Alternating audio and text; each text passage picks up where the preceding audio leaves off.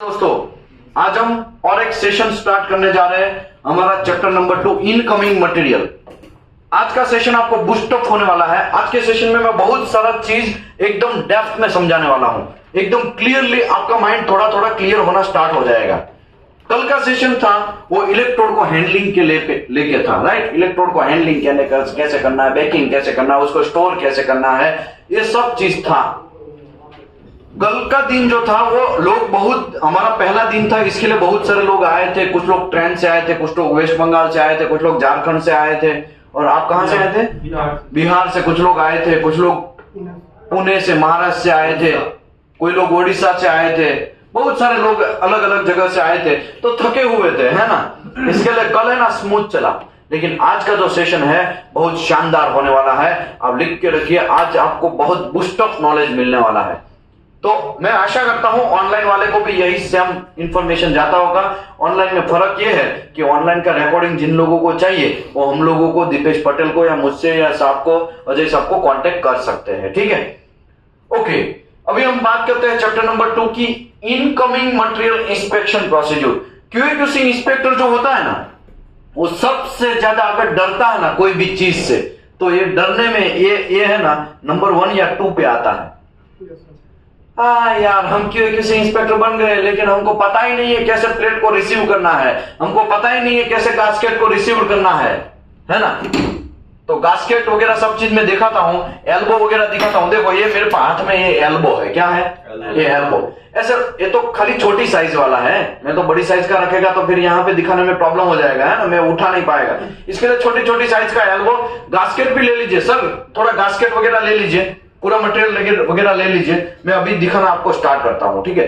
Gasket का receiving कैसे करना है, फोर्जिंग का रिसीविंग, फ्लैंज वगैरह देख लीजिए sir Ajay sir, flange gasket वगैरह सब चीज ले लीजिए ताकि मैं यहां पे लोगों को दिखा सकूं, ठीक है। प्लीज ले लीजिए। ओके, अभी देखो ये एल्बो है, इसका रिसीविंग कैसे करना है। बहुत सारे लोग है ना QA/QC वाले लोग डरते हैं, भैया हमको नहीं पता है हम कैसे रिसीव करेंगे। तो आज आपका दिमाग खुलने वाला है, सेशन होने वाला है। आज आप समझ लीजिए, आपका करियर का बहुत साल का एक्सपीरियंस, सर को तो 10 साल का एक्सपीरियंस है, 9 से 10 साल का एक्सपीरियंस है सर को, लेकिन फिर भी यहां पे QA/QC का कोर्स करने आए हैं। इसका मतलब कुछ ना कुछ इंफॉर्मेशन यहां बूस्ट होने वाला है। ओके, ऑनलाइन में भी ऐसे बहुत सारे लोग जुड़े हुए हैं, बहुत सारे लोग ऑनलाइन में जुड़े हुए हैं, तो उन लोगों को भी ये सब चीज बूस्ट अप होने वाला है, ठीक है। तो इनकमिंग मटेरियल मतलब मटेरियल के अंदर गेट के वहां पे ट्रक खड़ा है और उसके अंदर बहुत सारे एल्बो है, ट्रक खड़ा है, या उसके अंदर बहुत सारे फ्लैंज है, ट्रक खड़ा है, उसके ऊपर बहुत सारे प्लेट्स है, ट्रक खड़ा है, और उसके पास बहुत सारे QA/QC इंस्पेक्टर को देखने लायक चीज जो मटेरियल बनने वाला है, प्रोडक्ट बनने वाला है, उसका मटेरियल है, उसका इंस्पेक्शन करने का जिम्मेदारी किसका है? ये QA/QC इंस्पेक्टर का है। समझ में आया कि नहीं आया? तो QA/QC इंस्पेक्टर का कोर्स है ना, खाली ऐसा नहीं है कि इलेक्ट्रोड को हैंडलिंग कर दिया तो हम किंग बन गए, घंटा कुछ नहीं बने आप। ये समंदर है, नॉलेज जो है ना एक समंदर है, उससे से एक बूंद ले लिया या तो एक बाल्टी पानी ले लिया, इसका मतलब ये नहीं कि आप 30वां खान बन गए, घंटा कुछ नहीं बने। मैं भी अभी भी स्टूडेंट हूं, मैं भी सीख रहा हूं। समझ में आया ना? और सीखना ही है। जो लोग नहीं सीखेंगे उसका कोई कैरियर ब्राइट होने वाला नहीं है। तो आप लोगों को आज इनकमिंग मटेरियल मतलब मटेरियल का इंस्पेक्शन कैसे करना है, जब स्टार्टिंग में रॉ मटेरियल होता है, रॉ मटेरियल का इंस्पेक्शन कैसे करना है, उसके बारे में आज हम इंफॉर्मेशन बहुत डेप्थ में जाने वाले हैं। आइए दोस्तों, मैं हूं विशाल Dameliya, welding and NDT service में आप सभी का स्वागत करता हूं। हमारा यूट्यूब चैनल है वेल्डिंग नॉलेज, हमारा यूट्यूब चैनल है वेल्डिंग नॉलेज, ठीक है। तो वेल्डिंग नॉलेज से आप देख सकते हैं, बहुत सारे वहां पे यूट्यूब में वीडियो वगैरह अवेलेबल है। हमारा लिंक्डइन आईडी है विशाल धामेलिया करके है, हमारा वेबसाइट है weldingandndtservice.com। जिन लोगों को NDT लेवल 2 का ट्रेनिंग लेना है, जिन लोगों को NDT लेवल 2 का ट्रेनिंग लेना है, फ्री ऑफ कॉस्ट यहाँ पे होता है, कोई पैसा नहीं है। कोई पैसा दिया है? कितने लोगों ने यहां से NDT किया है? कोई पैसा लिया आपसे? गद्दा, तकिया, सब चीज फ्री है, रूम का पूरा फैसिलिटी फ्री है। यही सब चीज बाहर आप जाओगे तो शायद 30-40 हजार रुपए में कोर्स होगा। ऊपर से आप यहाँ पे कोर्स करते हैं ना, तो आपको रूम फ्री मिलता है, गद्दा तकिया फ्री मिलता है, इलेक्ट्रिसिटी फ्री मिलता है, पानी का बिल फ्री मिलता है। खाली बस आप कपड़े लेके आ जाओ, हम आपको एकदम अच्छे से नॉलेज देने का पूरा ट्राई करेंगे। तो एनडीटी लेवल 2 या लेवल 3 यहाँ पे कोर्स करवाते हैं मंथ की, एवरी मंथ की 5 तारीख, एवरी मंथ की। अभी नेक्स्ट बैच जो है वो 5 दिसंबर को है। एवरी मंथ की 5 तारीख को एनडीटी लेवल 2 का कोर्स यहाँ पे होता है। तो आप आइए और एनडीटी का कोर्स करिए। 100% जॉब प्लेसमेंट फॉर फ्रेशर। कैसा? 100% जॉब प्लेसमेंट। आपकी बैच में कितने लोग थे? 107 लोग थे। कौन सी बैच में थे आप? नवंबर बैच में। नवंबर में बैच में 107 लोग थे। सभी का प्लेसमेंट हुआ?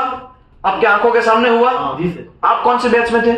सितंबर बैच में। आप कौन से बैच थे? आप सितंबर, 5 सितंबर वाली बैच में। कितने लोग थे उस टाइम पे? 140 लोग थे। सभी का आपके आंखों के सामने प्लेसमेंट हुआ? किसी से पैसा लिया गया? किसी से पैसा लिया गया? आप कौन से बैच में थे? सितंबर वाले हैं, तीनों मिलके आएगा सितंबर वाले। ऐसे बहुत सारे लोग हैं, मैं सबको पूछेगा तो टाइम निकल जाएगा। ऑनलाइन में भी मुझे बहुत सारे लोग सुन रहे हैं, तो इसके लिए मुझे ज्यादा टाइम निकालना नहीं है। हमें बात करना है एनडीटी सर्टिफिकेट रिन्यूअल जिसको करना है वो यहाँ पे दीपेश पटेल को या मुझसे भी कांटेक्ट कर सकते हैं। जिन लोगों को क्यूएक्यूसी इंस्पेक्टर का कोर्स का वीडियो, रिकॉर्ड वीडियो चाहिए तो यहाँ पे अजय सर को या दीपेश पटेल को या मुझसे भी कांटेक्ट कर सकते हैं। जिन लोगों को बीगेस, सी स्विफ्ट, नेस, एपीआई, क्वेश्चन बैंक वगैरह चाहिए वो दीपेश पटेल को या मुझसे कांटेक्ट कर सकते हैं। ठीक है, तो आइए हम लोग स्टार्ट करते हैं स्कॉप। अभी ये हर बैच में, कल भी हमने स्टार्ट किया था तो स्कॉप से ही स्टार्ट हुआ था। कल भी रिस्पॉन्सिबिलिटी था, कल भी रेफरेंस था। ये सब चीज क्यों मैं बना रहा हूं? मैं आपको अभी से तैयार कर रहा हूं, अभी से आपका दिमाग तैयार कर रहा हूं कि जब आप क्यूएक्यूसी इंस्पेक्टर है, आप क्यूएक्यूसी इंस्पेक्टर है तो आपको प्रोसीजर बनाना पड़ेगा। आपकी कंपनी के अंदर कोई भी प्रोजेक्ट आया तो वो प्रोजेक्ट आपका प्रोसीजर बनाना पड़ेगा। इसकी वजह से आप जब प्रोसीजर बनाते हैं सबसे पहले आपको क्या डालना चाहिए? स्कोप डालना चाहिए। तो यहां पे उसी के हिसाब से मैंने आपको ट्राई कर रहा हूं। ये प्रोग्राम जो बनाया ना उसमें अच्छे का तेल निकल गया। बहुत सारे लोगों का सजेशन लिया तब जाके क्यूएक्यूसी इंस्पेक्टर का एक प्रोग्राम बना है। ऐसे ही हवा में नहीं बना है। 3 महीना लगा है ये प्रोग्राम बनाने में। कितना महीना? 3 महीना। समझ में आया ना? तो ये जो प्रोग्राम हमने सेट किया है बहुत सोच समझ के सेट किया है और बहुत सारे बड़े बड़े इंडस्ट्री के लोगों का राय लेके किया है। ऐसे हवा में प्रोग्राम नहीं बनाया दिया गया। तो स्कोप, कोई भी प्रोसीजर बनाते हो तो आपको आपकी प्रोसीजर के अंदर स्कोप डालना पड़ेगा। क्या डालना पड़ेगा? स्कोप। क्या डालना पड़ेगा? क्या डालना पड़ेगा? क्या डालना पड़ेगा? स्कोप का मतलब ये प्रोसीजर कहना क्या चाहता है भैया? वो 3 इडियट्स में आता है ना, वो चैन ऊपर नीचे आमिर खान कहता है अरे वो सब छोड़ो, तुम कहना क्या चाहते हो? तो ये कहना क्या चाहते हैं ना उसको नाम बोलते हैं स्कोप। क्या बोलते हैं? कोई भी कंपनी के अंदर प्रोसीजर बनाने का आपका जिम्मेदारी बनेगा। कोई भी कंपनी के अंदर प्रोसीजर बनाना है तो वो कौन बनाएगा? क्यूसी इंस्पेक्टर बनाएगा, क्यूएक्यूसी इंस्पेक्टर बनाएगा। इसके लिए आप अभी से समझ लो स्कोप। दिस प्रोसीजर, मतलब ये प्रोसीजर तो आपको पता ही है, इनकमिंग मटेरियल का है तो ये तो हमको पता है। इसके लिए बाकी आपको भी ये सब चीज डालना पड़ेगा। दिस प्रोसीजर डिस्क्राइब, क्या डिस्क्राइब करता है? The method of inspection of incoming material. कैसे मेथड से आपको इनकमिंग मटेरियल आया है आपके गेट के पास या आपके स्टोर के अंदर, उसका मेथड समझाता है ये प्रोसीजर। समझ में आया? ओ चाचा कहां से है आप? महाराष्ट्र। महाराष्ट्र में कहां से है? मुंबई से। तो आपको कैसे पता चला यहां पे जाना चाहिए? यहां पे आने का आपको कैसे पता चला?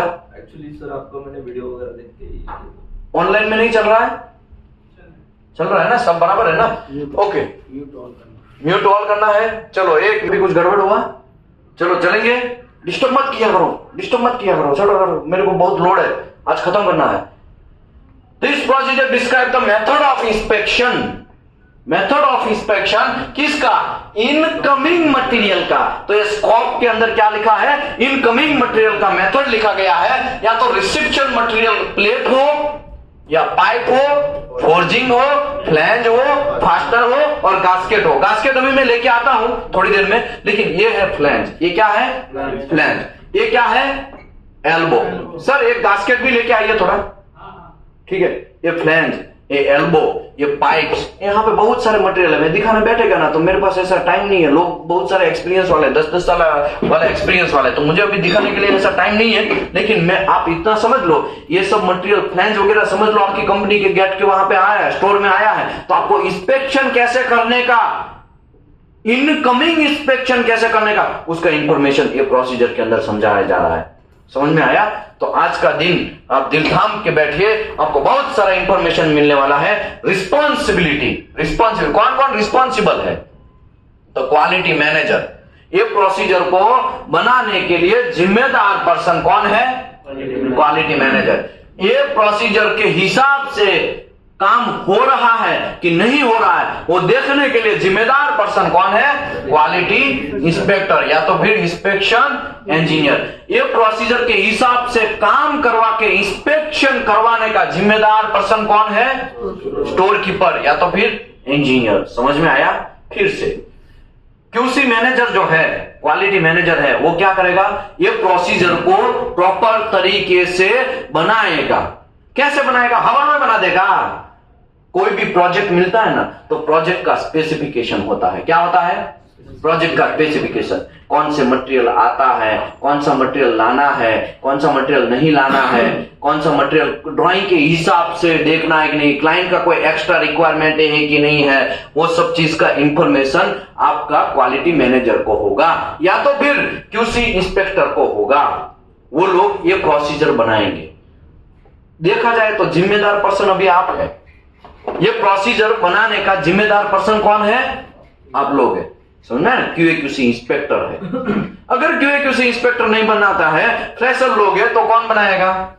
क्वालिटी मैनेजर बनाएगा।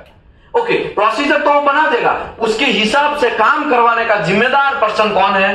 क्वालिटी इंस्पेक्टर है या तो फिर इंस्पेक्शन इंजीनियर है। ओके, अभी हम बात करते हैं ये प्रोसीजर जो है उसके हिसाब से काम करना है और काम करवा के इंस्पेक्शन करवाने का जिम्मेदारी कौन है? किसका है? स्टोर सुपरवाइजर का है। ओके, ये प्रोसीजर बनाया मैंने कैसे? हम लोगों ने यहाँ पे एक प्रोसीजर का एक सैंपल बनाया। वो किसके हिसाब से? रेफरेंस हमने किसका लिया है? एएसएमई सेक्शन 2A 2B या तो 2C का। फेरस मटेरियल 2A जो है ना, वो ferrous material, non ferrous material 2B का, और 2C मतलब इलेक्ट्रोड एंड फिलर वायर का। ठीक है। Okay, ASME B 16.20 metallic gasket and pipeline, ASME B 16.5 ब्ला ब्ला ब्ला, बहुत सारा चीज यहाँ पे मैंने रेफरेंस लिया, लेकिन यहाँ पे मैंने एक एक्स्ट्रा रेफरेंस लिया है, कस्टमर स्पेसिफिकेशन। तो ये हमारा माई बाप है, ये तो हमको पहले लेना, बाकी तो ये सब चीज लेना ही है। एएसएमई के हिसाब से कस्टमर नहीं बोला होगा कि हमको एएसएमई के हिसाब से काम करवाना है, तो फिर ये सब का रेफरेंस तो लेना ही पड़ेगा। ठीक है, इसके हिसाब से प्रोसीजर बनाया गया है। प्रोसीजर, आपका ड्यूटी अभी स्टार्ट। क्या हो गया?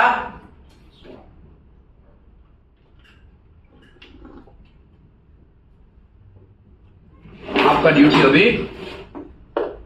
अभी स्टार्ट हो जाएगा। ठीक है, देखो प्रोसीजर क्या है?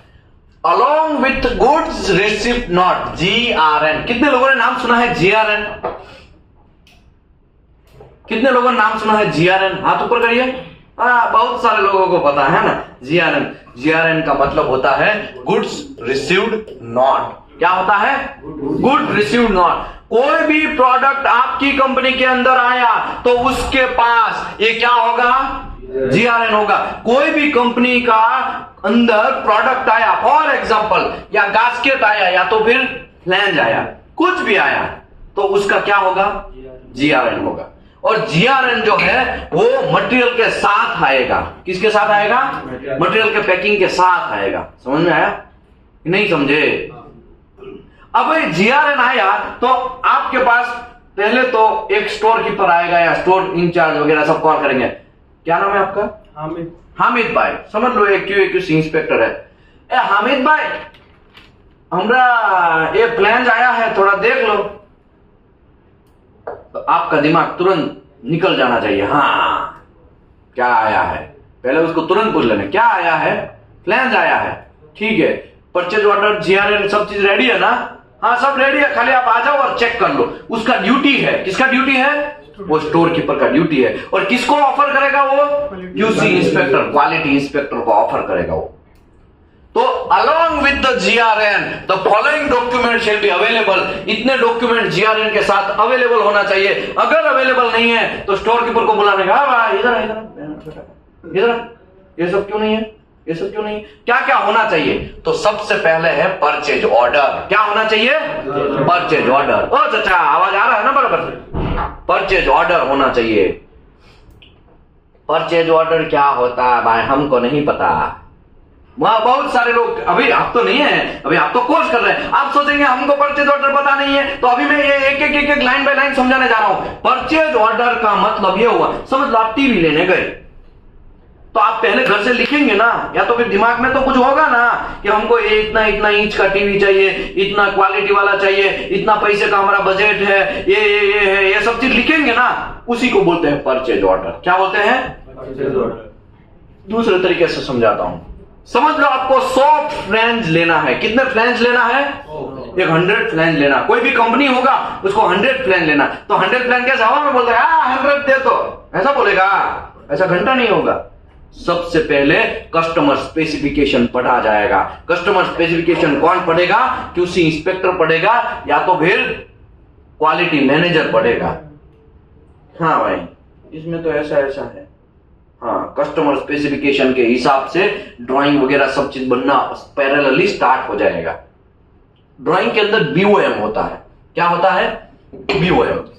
थोड़ी देर, BOM होता है। क्या होता है? BOM, bill of material.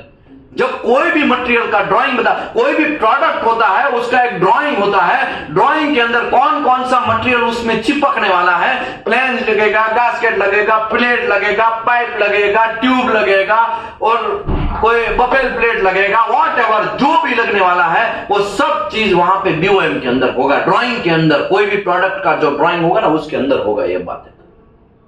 अभी ड्राइंग के हिसाब से परचेज डिपार्टमेंट, कौन सा डिपार्टमेंट? Purchase department. देखो ड्राइंग जैसे ही बन जाता है, ड्राइंग का अप्रूवल चाहिए। क्या चाहिए? अप्रूवल। ड्राइंग क्लाइंट के पास जाएगा और क्लाइंट उसको क्या करेगा? अप्रूव करेगा। हाँ भाई ऐसा ही प्रोडक्ट चाहिए। तो फाइनल अप्रूवल किसका रहेगा? क्लाइंट का। क्लाइंट मतलब जिसको प्रोडक्ट चाहिए उसको। समझ में आया ना? बात समझ में आ रहा है? ये बात सीरियस है, थोड़ा थोड़ा आपको डेप्थ में समझना पड़ेगा। मेरे पास ऐसा टाइम नहीं है कि और मैं डेप्थ में जाऊं, वरना मैं परचेज ऑर्डर को समझाने के लिए पूरा एक दिन तक समझा सकता हूं। कितने दिन तक? एक दिन तक। लेकिन ऐसा टाइम नहीं है, आपको समझ जाना है परचेज ऑर्डर मैं कहना क्या चाहता हूं। परचेज ऑर्डर के अंदर अभी देखो, अभी परचेज डिपार्टमेंट क्या करेगा पता है? कितना प्लान चाहिए? ओ BOM में तो लिखा 200 प्लान है। सबका साइज, किसी का 600 ग्लास, किसी का 300 ग्लास, किसी के 4 हॉल, किसी का 5 हॉल, उसका हब इतना होना चाहिए, इसका लेंथ इतना होना चाहिए, उसका पाइप का डाया उतना होना चाहिए, सॉरी पाइप का नहीं, वो लेंस का इनसाइड का डाया वगैरह होना चाहिए। वो बहुत सारा चीज वो कहां से देखेगा? ड्राइंग के अंदर से। परचेज डिपार्टमेंट क्या करेगा? 200 प्लान चाहिए। 200 किसके हिसाब से चाहिए? तो ड्राइंग के ऊपर नॉट रहेगा एज पर ASME, जो भी चाहिए इसका। समझ लो आपको ऐसा यहां पे लिखा है, ये क्या है? पाइप फ्लैंज या फ्लैंज फिटिंग किसके अंदर है? एज पर ASME B16.5 में। ड्राइंग के अंदर ही लिखा होगा। आप बोलेंगे साहब ड्राइंग के अंदर नहीं लिखा, तो ड्राइंग के अंदर अगर नहीं लिखा है तो कस्टमर स्पेसिफिकेशन के अंदर लिखा होगा। साहब कस्टमर स्पेसिफिकेशन के अंदर नहीं लिखा है तो कस्टमर स्पेसिफिकेशन के अंदर नहीं लिखा है तो क्लाइंट गधा है। क्या है? क्लाइंट क्या है? गधा है। समझ में आया कि नहीं आया? तो क्लाइंट कभी गधा होता है क्या? नहीं होता। मोस्टली नहीं, 99.9% तो क्लाइंट गधा नहीं होता। तो क्लाइंट क्या डाल ही देगा कि किसके हिसाब से चाहिए। मुझे अमेरिकन स्टैंडर्ड के हिसाब से चाहिए, हमें यूरोपियन स्टैंडर्ड के हिसाब से चाहिए, चाइनीज स्टैंडर्ड के हिसाब से चाहिए, रशियन स्टैंडर्ड के हिसाब से चाहिए, इंडियन बॉयलर रेगुलेशन IBR के हिसाब से चाहिए, या तो फिर चाइनीज पिनाकिन स्टैंडर्ड के हिसाब से चाहिए, जर्मन स्टैंडर्ड के हिसाब से चाहिए। किसके हिसाब से चाहिए आपको? सब चीज कस्टमर स्पेसिफिकेशन के अंदर लिखा होगा।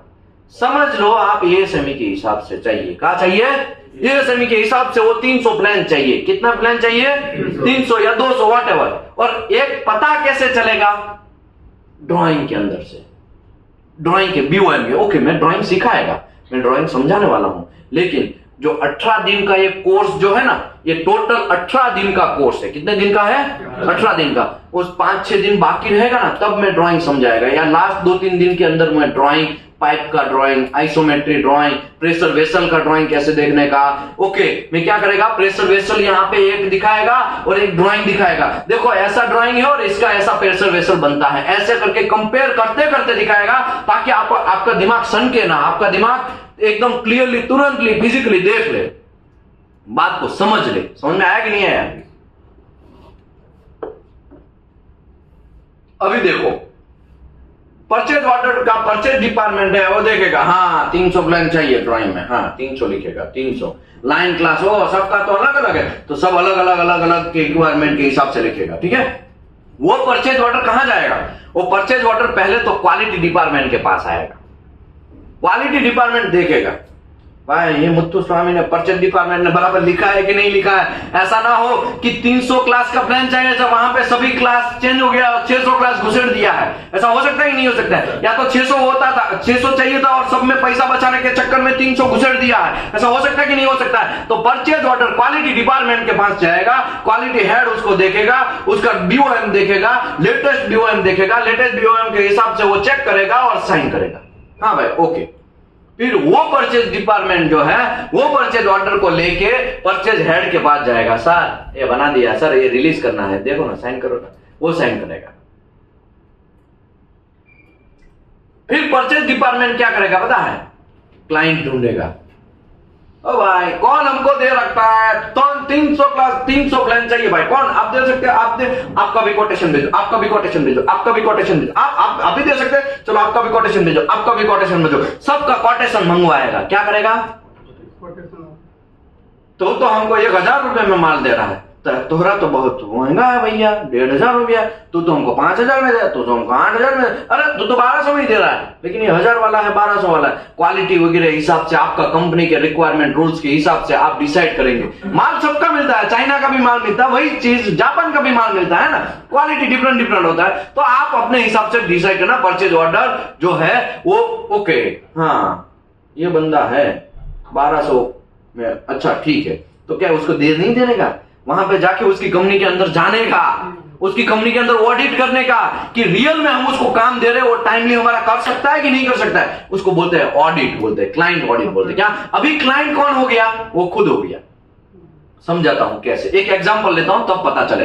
रिलायंस ने काम दिया है एलएनटी को कि हमको 10 वेसल बना दो। कितना वेसल बना दो? 10 वेसल बना दो। अभी रिलायंस ने सब मंजूर कर दिया, रिलायंस ने भी परचेज ऑर्डर बनाया होगा कि भाई ये हमारा 10 वेसल बना सकता है। ऐसा ना हो कि विजय माल्या बन जाए, ऐसा हो सकता है कि नहीं हो सकता है? पैसा लेके, क्योंकि 10% पैसा दे दिया है, रिलायंस क्या बोलेगा, चल भाई तुम काम स्टार्ट करो, ले 10% पैसा, चलो काम स्टार्ट करो। ऐसा ही होता है ना, 5% काम स्टार्ट करो, चलो 5% दे रहा हूं, 20% दे रहा हूं, तुम काम स्टार्ट करो। लेकिन ऐसा ना हो कि विजय माल्या हो जाए। विजय माल्या मतलब लेके भाग जाए, ऐसा हो सकता है कि नहीं? इसके लिए रिलायंस पहले चेक करेगा एलएनटी काबिल है कि नहीं है। तो रिलायंस के बहुत सारे डिपार्टमेंट वाले लोग पहले रिलायंस एलएनटी के अंदर विजिट करेंगे। हाँ तुम्हारे पास तो मशीन भी है, हाँ रोलिंग मशीन भी है, हाँ भाई तुमको प्लेट भी, तुम्हारे पास जगह भी है, मैन पावर भी है, हाँ क्यूसी डिपार्टमेंट भी है, ओके परचेज डिपार्टमेंट भी है, सबका अलग अलग है। हाँ तुम्हारे पास कैपेसिटी है भैया, 10 वेसल तुम बना सकता है भैया, हाँ चलो भाई हम एग्री है। तो हर क्वालिटी भी चेक करना पड़ेगा ना। ऐसा ना हो कि अलीबाबा वाला माल पकड़ा दिया जाए, ऐसा हो सकता है कि नहीं हो सकता है?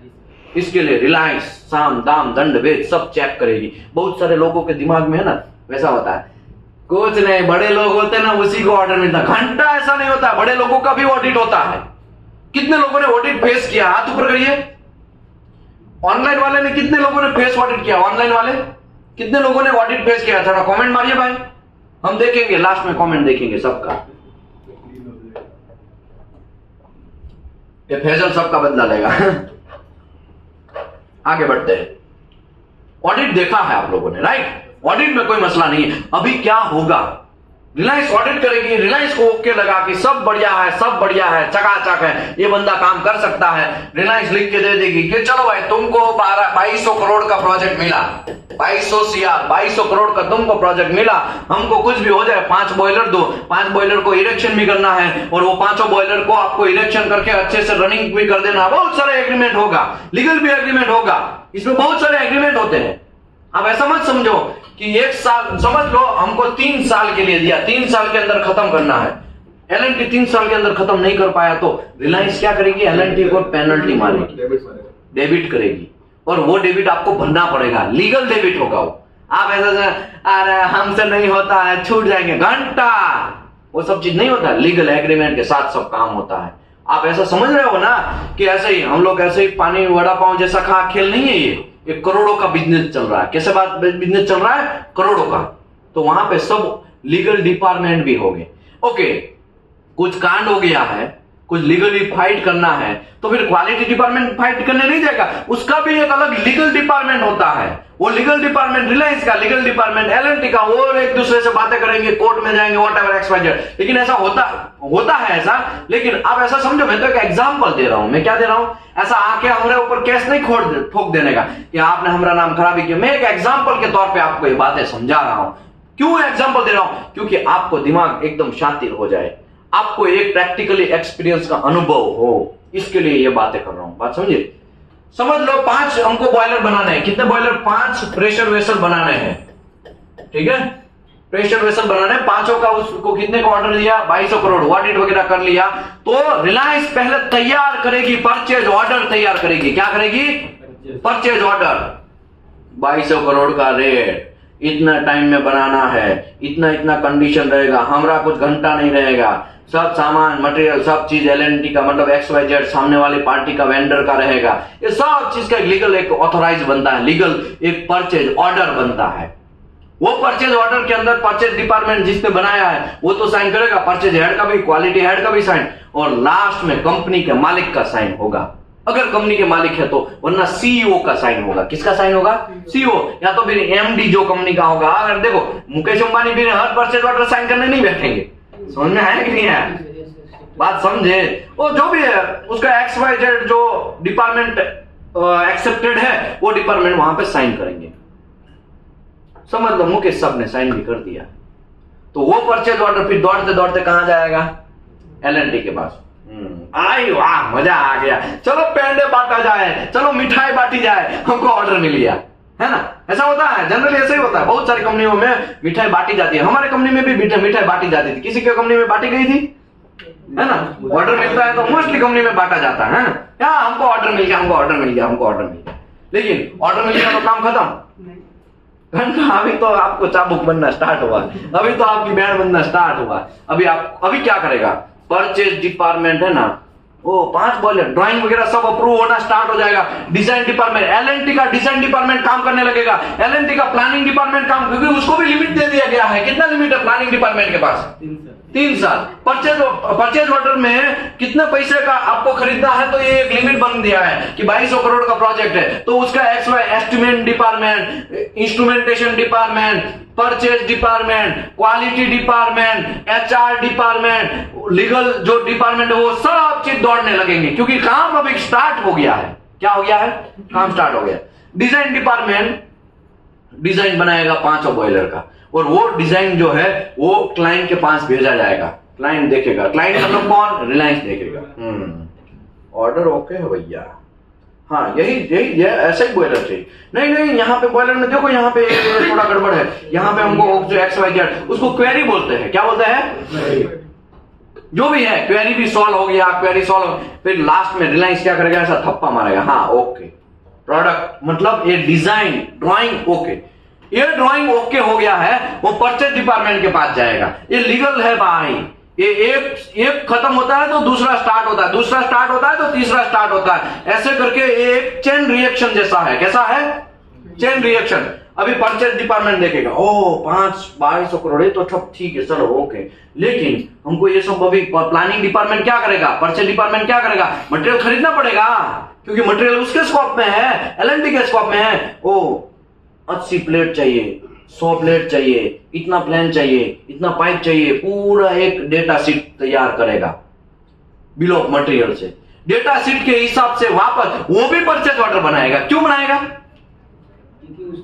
उसको खरीदना पड़ेगा ना बाहर से, पूरा थोड़ी। एलएनटी तो क्या मैन्युफैक्चरिंग कर सकता है, मटेरियल तो उसको चाहिए ना, तो उसको भी मटेरियल कहां से लाना पड़ेगा, बाहर से, तो वो भी परचेज ऑर्डर बनाएगा। वो भी ये रिलायंस ने जैसा प्रोसेस किया ना, वो भी दूसरी कंपनी के, समझ लो कोई फ्लैंज बनाने वाली छोटी मोटी कंपनी है, वहां पे जाएगा, हाँ तो तुम्हारे को हम दे दे 5-6 करोड़ का ऑर्डर दे रहे हैं, लेकिन तो हमको डुबा ना दे, हमारा 5-6 करोड़ डूब ना जाए, इसके लिए वो भी ऑडिट करेगा वहां पे।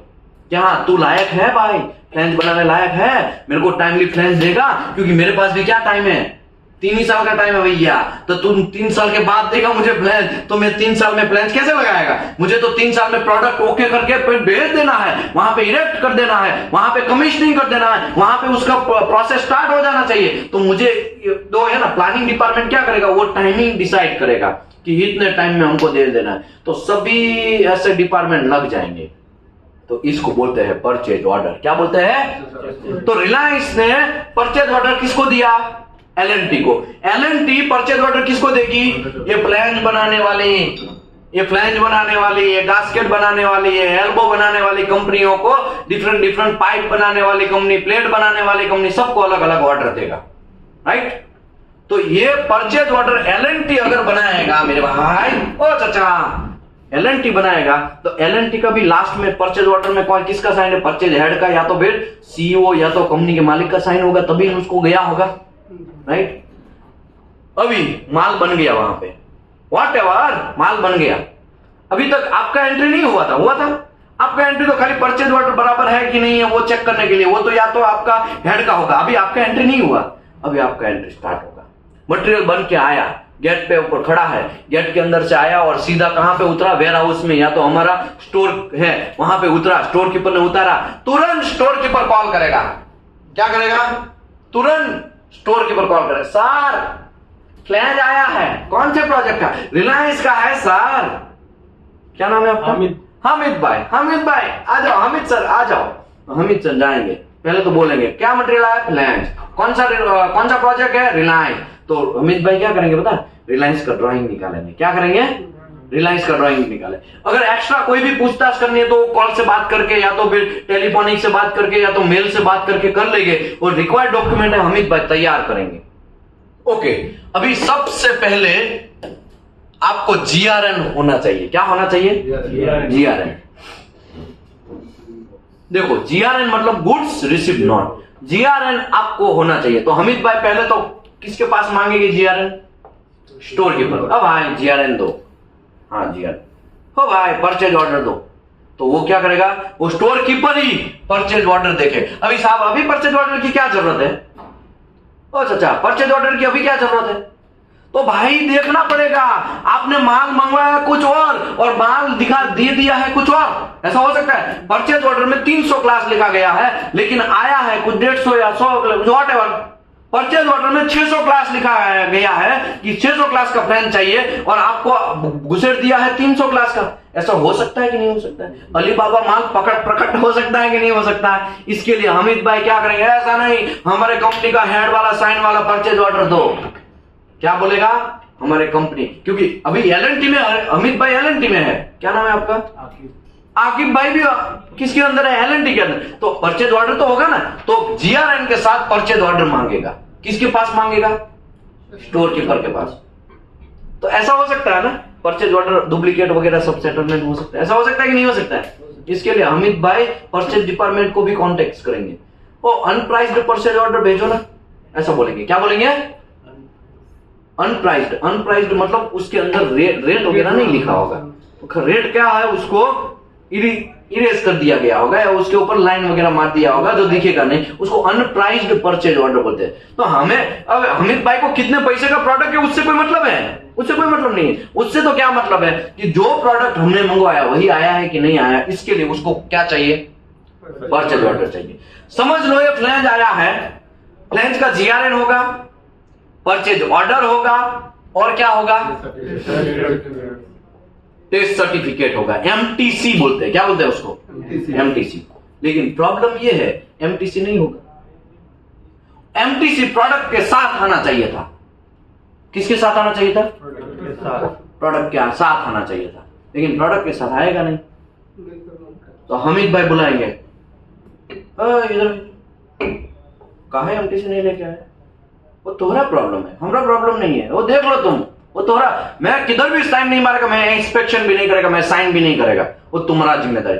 हमको तो भाई जीआरएन के साथ परचेज ऑर्डर चाहिए, टेस्ट सर्टिफिकेट चाहिए, एडिशनल रिक्वायरमेंट कोई है तो वो चाहिए, और डायमेंशन रिपोर्ट चाहिए। इतना चीज तो चाहिए ही चाहिए, तब जाके मैं हाथ लगाएगा प्रोडक्ट को, तब जाके मैं प्रोडक्ट को हाथ लगाएगा। अगर पहले ही हाथ लगा, अमित भाई के ऊपर मैनेजर का फोर्स है, आज देख ले बाद में एमटीसी मिल जाएगा, मेल करवा देंगे, तो ऐसी कंपनी में रुकने का नहीं। तुरंत बुलाती है मगर वैसी कंपनी में जाने का नहीं। वो कंपनी के पास सिस्टम नहीं है। कोई भी कंपनी के पास अगर सिस्टम नहीं है ना, ये बात लिख लो, कोई भी कंपनी के पास सिस्टम नहीं है ना, वैसी कंपनी कभी भी लाइफ में आपको ज्वाइन नहीं करना चाहिए। कंपनी के पास सिस्टम नहीं है, वैसी कंपनी में आज का एक भाग दौड़ भरी जिंदगी में आपकी बैंड बच जाएगी, आपको बहुत लोड पड़ेगा, आपको बहुत काम करना पड़ेगा। कंपनी के पास सिस्टम नहीं है, कोई भी कंपनी के पास सिस्टम नहीं है, वैसी कंपनी में आपको ज्वाइन नहीं होना चाहिए। बात समझ में आया कि नहीं आया? सर जवाब ही नहीं है। जवाब नहीं है तो जाओ भाई, कोई प्रॉब्लम नहीं है। अगर जॉब ही अवेलेबल नहीं है, बेरोजगार है आप, तो जाओ। लेकिन रोजगार आपके पास है, आप 25,000 सैलरी कमा रहे हैं, अच्छी एक सेटलमेंट सिस्टम वाली कंपनी में कमा रहे हैं, आपको कोई 30,000 ऑफर कर रहा है, वहां पे कोई सिस्टम नहीं है, तो वैसी कंपनी में जाने का, बुलाती है मगर वहां जाने का, क्योंकि आपका पापड़ बनने वाला है वहां पे। क्या बनने वाला है? पापड़। पापड़ समझ में आ रहा है ना? क्या हो जाने वाला है? बैंड बनने वाला आपका। तो वैसी कंपनी में जाने का नहीं।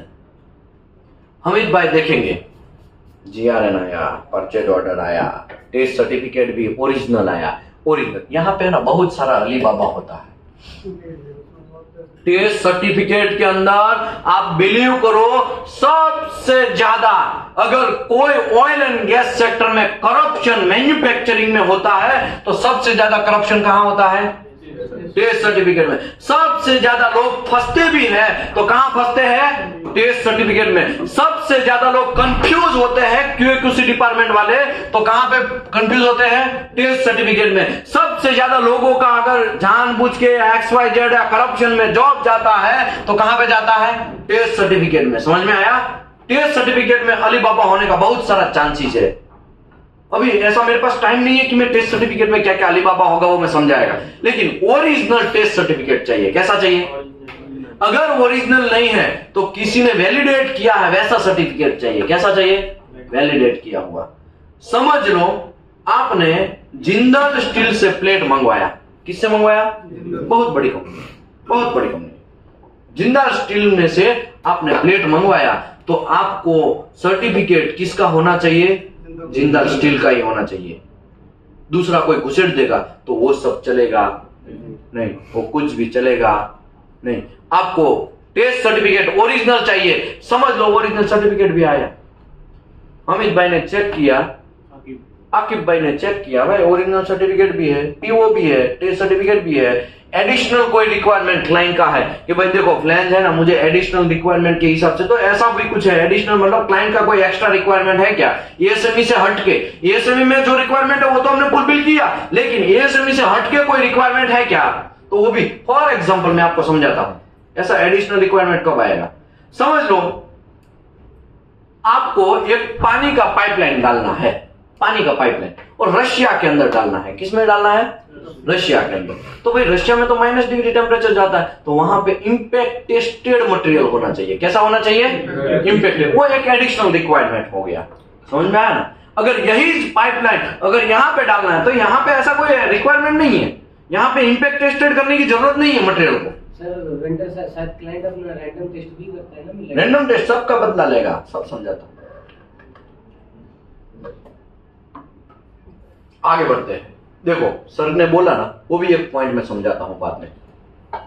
एडिशनल रिक्वायरमेंट, एडिशनल रिक्वायरमेंट कुछ है तो ठीक है, वो भी उसका भी पेपर होना चाहिए। डायमेंशन रिपोर्ट साहब अभी तो यहां पे आया है, डायमेंशन रिपोर्ट कहां से आएगा? तो वेंडर का क्यूसी जो है उसने वहां पे चेक किया होगा, वेंडर का क्यूसी होगा ना, जिंदल स्टील है उसका क्यूसी डिपार्टमेंट होगा ना, उसने ये प्लेट का रिपोर्ट बनाया होगा ना, वो डायमेंशन रिपोर्ट चाहिए। समझ में आया कि नहीं आया? समझ में आया? इस 4 चीज चाहिए और साथ में एडिशनल सबसे बड़ा गब्बर सिंह चाहिए। गब्बर सिंह कौन है? GRN, goods received not. लेकिन प्रॉब्लम मेरे भाई यहाँ पे ये होता है, लोग है ना परचेज डिपार्टमेंट वाले बहुत दौड़ के बहुत ट्रेस में आपको है ना ऐसा बोलेंगे, भाई जल्दी QC डिपार्टमेंट वाले जल्दी साइन करो GRN, वो पैसा रिलीज, क्योंकि एक GRN साइन किया तब जाके जिंदाल को पैसा मिलने वाला है, तब जाके जिंदाल को पैसा मिलने वाला है। तो जिंदाल वाला परचेज डिपार्टमेंट की बैंड बजाएगा, मार्केटिंग डिपार्टमेंट की बैंड। तुमको यार प्लेट चाहिए तब तो ले लिया था, अभी 60 दिन हो गया, अभी तक पेमेंट नहीं हुआ। लेकिन 60 दिन में अभी तक पेमेंट होने का नहीं रीजन है क्योंकि अभी तक GRN QC डिपार्टमेंट ने साइन किया नहीं है। QC डिपार्टमेंट जैसे ही GRN साइन करेगा तुरंत उसको वहां पे वो जो है साइन किया हुआ GRN अकाउंट के पास जाएगा, परचेज ऑर्डर भी अकाउंट के पास जाएगा, अकाउंट वाला खट से 1 लाख 2 लाख 2-3 करोड़ जो भी है XYZ फट से उसको डाल देगा। समझ आया आपका वैल्यू का मतलब? समझ आया? अभी प्रॉब्लम कहां होगा? प्रॉब्लम है भैया आप फ्रेशर है। क्या है? आप फ्रेशर है, आपका रिक्रूटमेंट QC में ही हुआ है लेकिन आप कैसे है? फ्रेशर है। तो परचेज डिपार्टमेंट का हेड या परचेज डिपार्टमेंट का इंजीनियर जो 2-3 साल 5 साल से काम कर रहा है वो दौड़ते दौड़ते आपके पास आएगा, फ्रेशर के पास है, ए भाई ये जल्दी साइन करो ना यार, ये जल्दी साइन करो ना, ये बाहर मटेरियल पड़ा है, बाहर ट्रक खड़ा है, उसको अंदर लेना है। तो आप क्या समझेंगे? हाँ भाई हम साइन करेंगे तभी अंदर आएगा, है ना? और आप अपने आप में एक बड़ा सा फीलिंग करेंगे, वाह इसकी माँ का 4 साल 5 साल और हमारे पास साइन करने आया है ना। लेकिन आपको ये पता नहीं है कि आपकी वो कितना बैंड बजा के जाए, मीठा मीठा बोलेगा आपको। क्या बोलेगा? मीठा मीठा बोलेगा। उसका GRN साइन हो गया, इसका मतलब ये हुआ वो जो प्रोडक्ट है वो ओके है, और वो प्रोडक्ट ओके है इसका मतलब कि वहां से पैसा रिलीज हो जाएगा। कहां से? जो जिसका प्रोडक्ट, जो जिसने भेजा है प्रोडक्ट, उसको पैसा भी मिल जाएगा। समझ में आया? वेंडर को पैसा मिल जाएगा। लेकिन आप अपने आप में किस में मजा करेंगे? वाह हमसे देखो हमारा पोस्ट, देखो हमारा थोड़ा कुछ घंटा पोस्ट नहीं है, तुम्हारा यूज करके गया वो। क्या करके गया वो? तोहरा यूज करके गया वो। समझ में आया कि नहीं आया? लेकिन फ्रेशर को ये सब बात पता नहीं चलेगी। फ्रेशर को तो क्या रहेगा कि बस GRN साइन करना हमारा ड्यूटी है, तो हमको कुछ नहीं करना है, खाली साइन कर देना है। लेकिन भैया आप भूल गए GRN के साथ आपको किसको साइन कर देखना है? परचेज ऑर्डर देखना है। GRN के साथ आपको किसको देखना है? टेस्ट सर्टिफिकेट देखना है। GRN के साथ आपको एडिशनल रिक्वायरमेंट देखना है। GRN के साथ आपको डायमेंशन रिपोर्ट देखना है। बहुत सारी चीज देखना है। हाँ मैं समझाता हूं टेस्ट सर्टिफिकेट कैसे देखते हैं, वो मैं समझाता हूं, सब समझाता हूं, किसी को बख्शेगा नहीं, सब समझाता हूं। लेकिन कहने का मतलब आप ऐसा बिहेवियर मत करिएगा, हमसे साइन करवा के गया, कुछ घंटा नहीं तुमको उठा बना के गया हो, तुमसे साइन ले लिया उसने। समझ में आया ना? तो जहां चाहे वेल्डिंग एंड एनडीटी चेयर पे आप बैठ गए हैं। कैसे बैठ गए? वेल्डिंग एंड एनडीटी के चेयर पे बैठ गए। आपको कोई टोपी पहनाना नहीं चाहिए।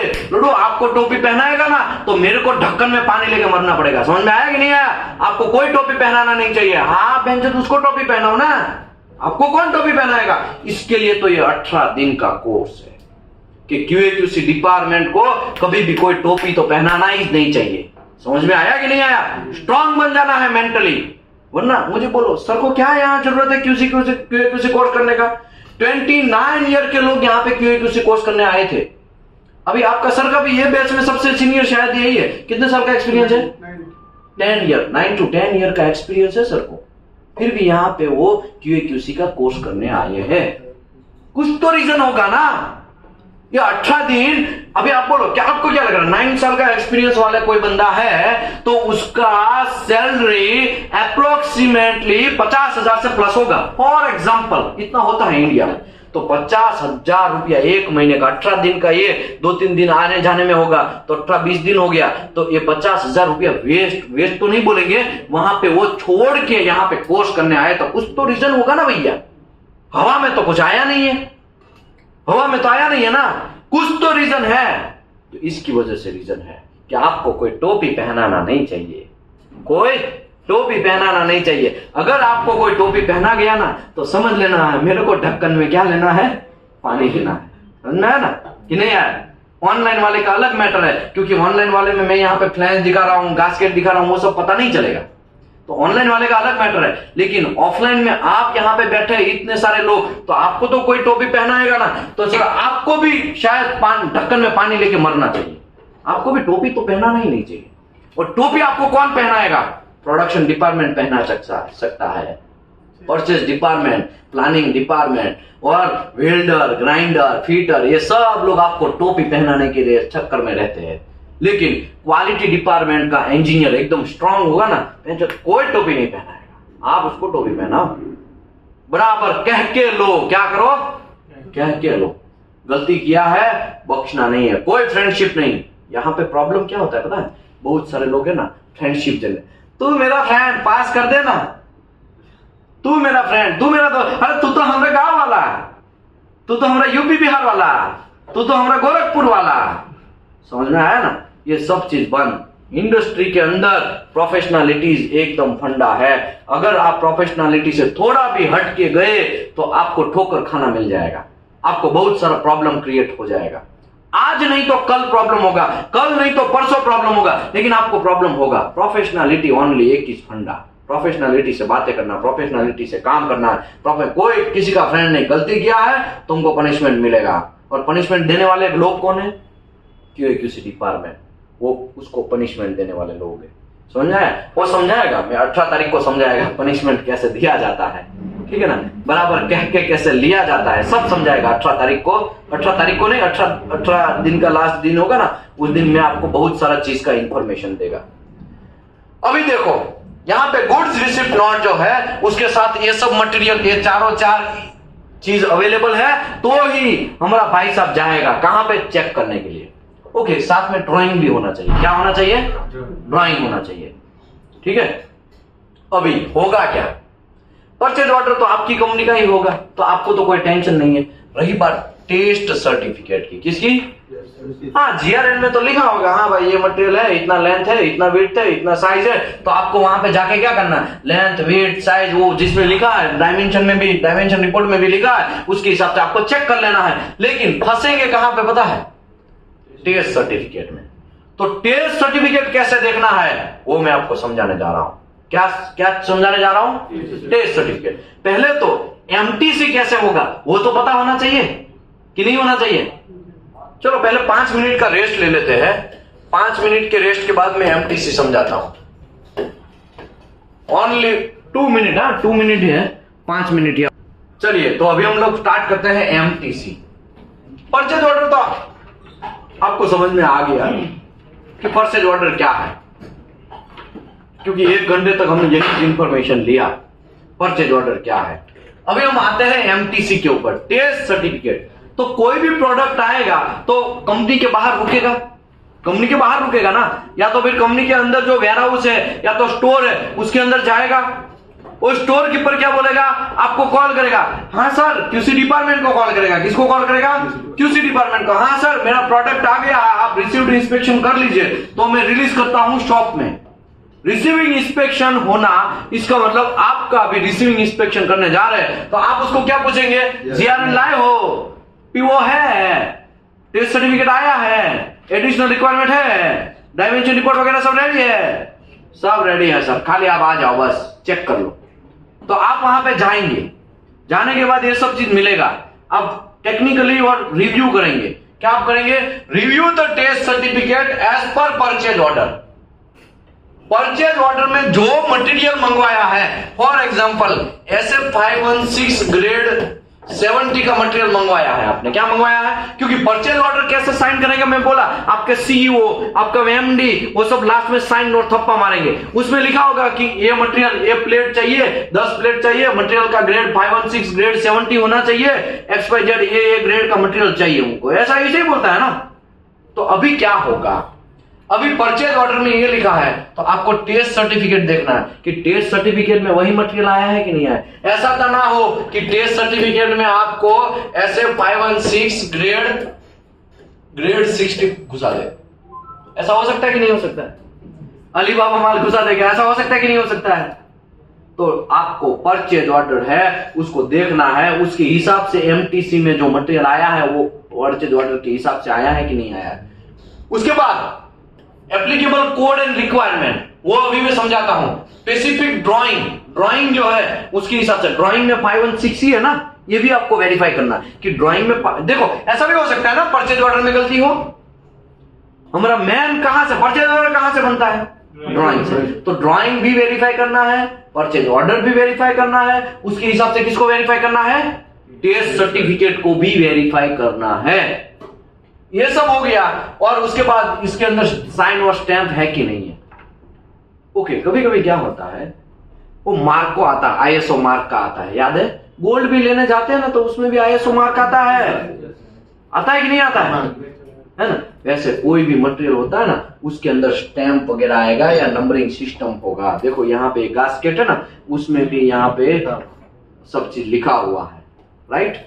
ये एनडीटी में मैंने ये बात समझाया था थोड़ा बहुत, ये सब चीज लिखा होना चाहिए, और ये सब चीज है, समझ लो, वो भी है, सब है।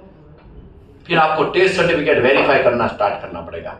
अभी देखो, मैं आपको एक एग्जांपल के तौर पे एक यहाँ पे टेस्ट सर्टिफिकेट दिखाता हूं। क्या दिखाता हूं, टेस्ट सर्टिफिकेट दिखाता हूं एग्जांपल के तौर पे।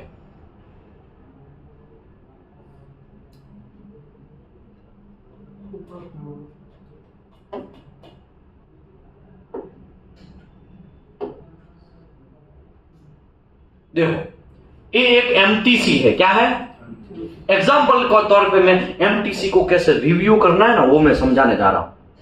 ऊपर चली बात है, बाकी तो 18 दिन के अंदर बहुत सारा चीज आने वाला है। ये किसका एमटीसी है, महाराष्ट्र सीमलेस लिमिटेड, इसका एमटीसी है।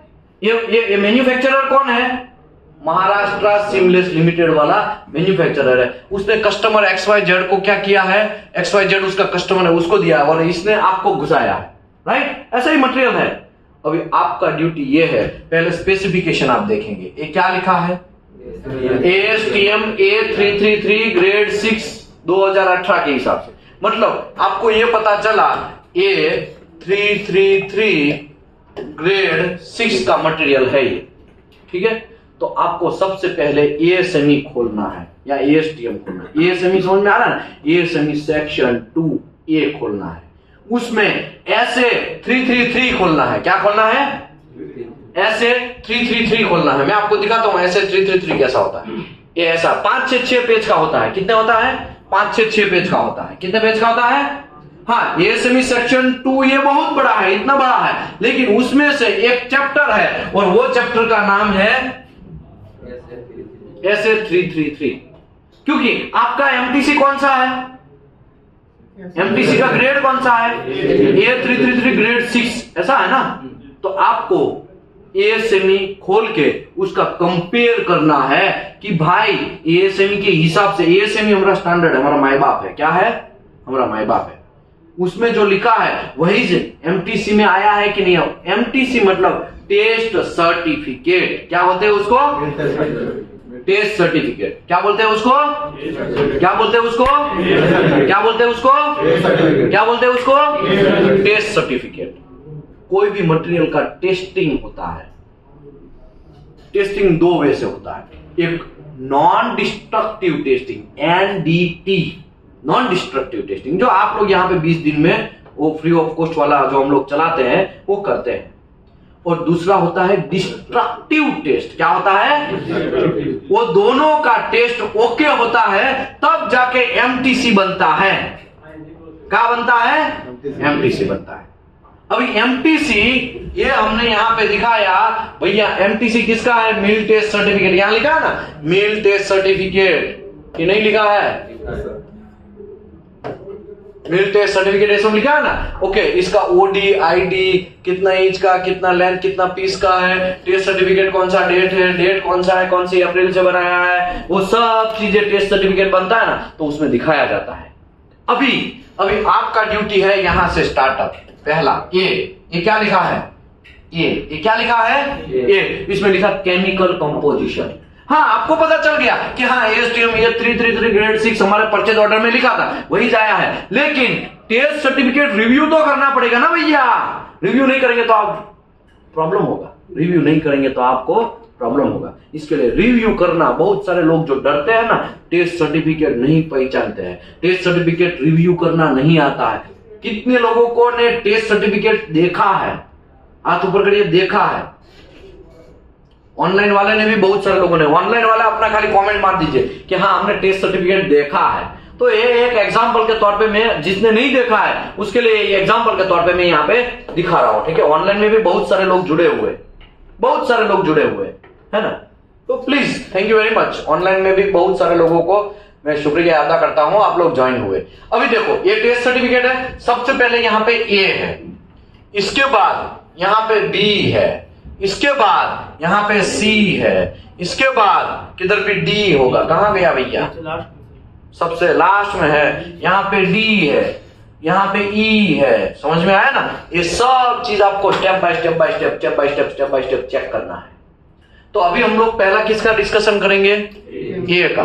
तो ये मटेरियल है, उसका कच्चा चिट्ठा पूरा का पूरा एक चैप्टर में दिया गया है। Specification for seamless and welded steel pipe for low temperature service and other application with required notch toughness. अभी मुझे ये बोलो, इसका मतलब ये पाइप का बात है। यहां पे भी लिखा देखो नाम, hot finished seamless carbon steel pipe. ये पाइप की बात चल रही है। किसकी बात चल रही है, पाइप। क्योंकि पाइप मंगवाया, एमटीसी में भी पाइप है, आपका परचेज ऑर्डर में भी पाइप है। तो वही पाइप आया है कि नहीं आया है उसका डिस्कशन करने के लिए यहाँ पे पाइप का एमटीसी दिखाया गया है। और पाइप का एमटीसी दिखने के लिए आपको ये केमिकल कंपोजिशन चेक करना पड़ेगा। तो केमिकल कंपोजिशन चेक करने का सिंपल तरीका है, पहले तो आप ये चैप्टर निकालो।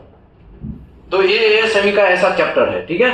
ये चैप्टर 5 से 6 पेज का होगा। कितने पेज का होगा, 5 से 6 पेज का होगा, ज्यादा नहीं होगा। ये 5 से 6 पेज का ही होगा, ज्यादा नहीं होगा। आप भूल जाओ अगर ज्यादा है ऐसा सोचोगे तो। 5 से 6 पेज का है, मैक्सिमम 8 पेज। तो वो आप नहीं खोल सकते एएसएमई सेक्शन 2A से, कि वो भी हमको सिखाना पड़ेगा। सिंपल है।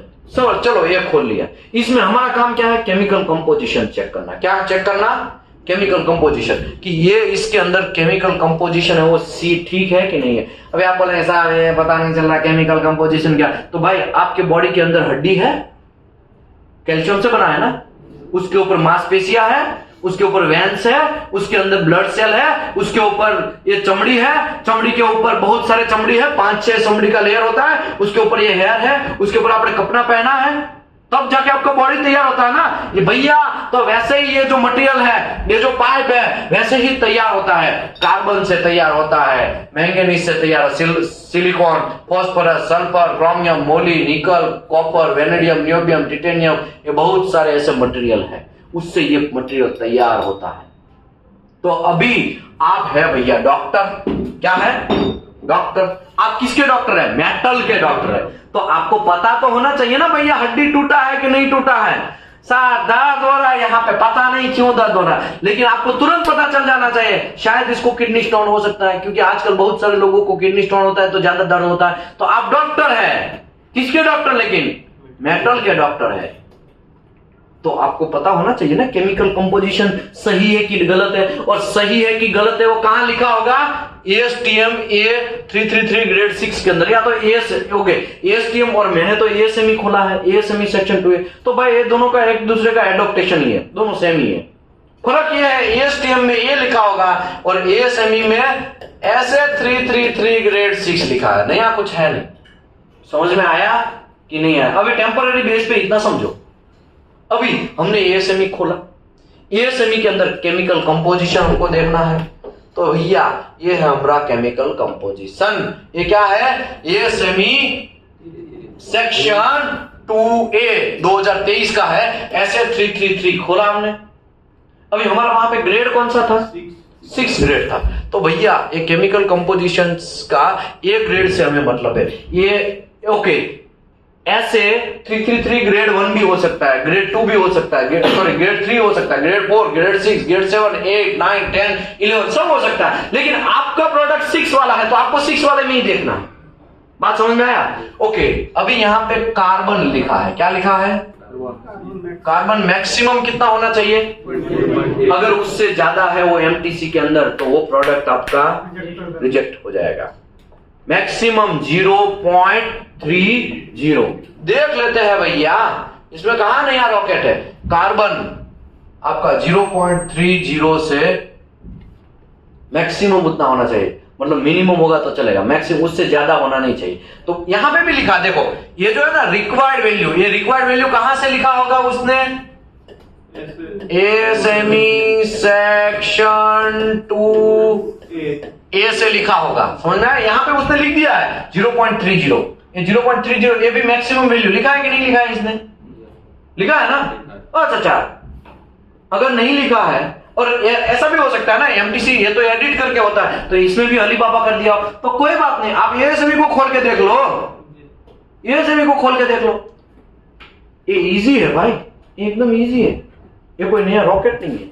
एमटीसी चेक करना बहुत इजी है।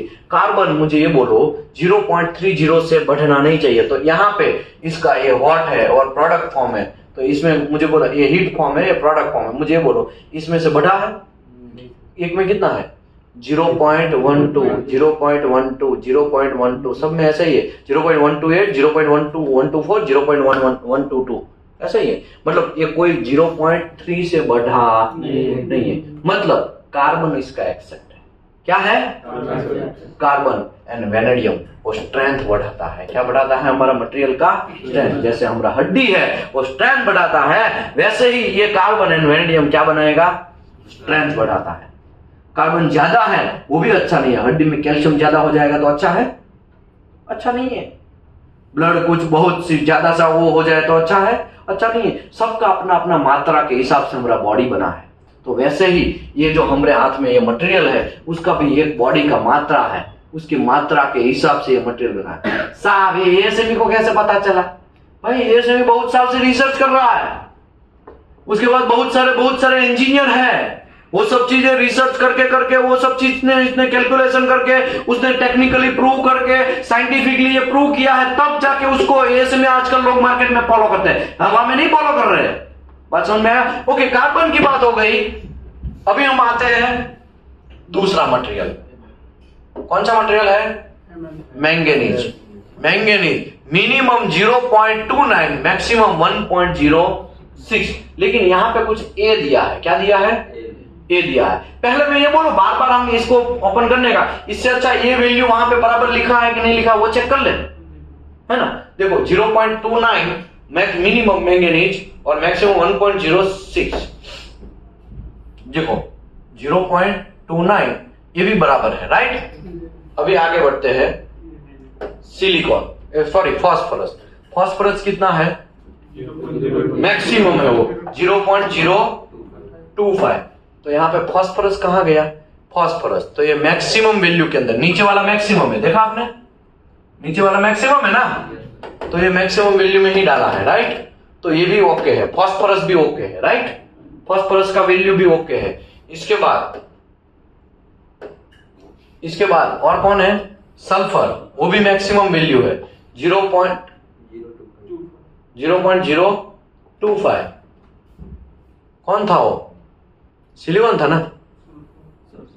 ये सिलिकॉन कौन था वो? ओ भाई घंटा इतने सारे लोग बैठे को याद भी नहीं रखता है, क्या बोलेंगे?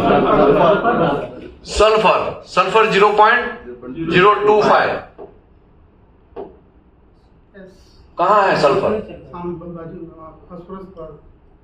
फॉस्फोरस के बगल में सिलिकॉन उसके पीछे ये है।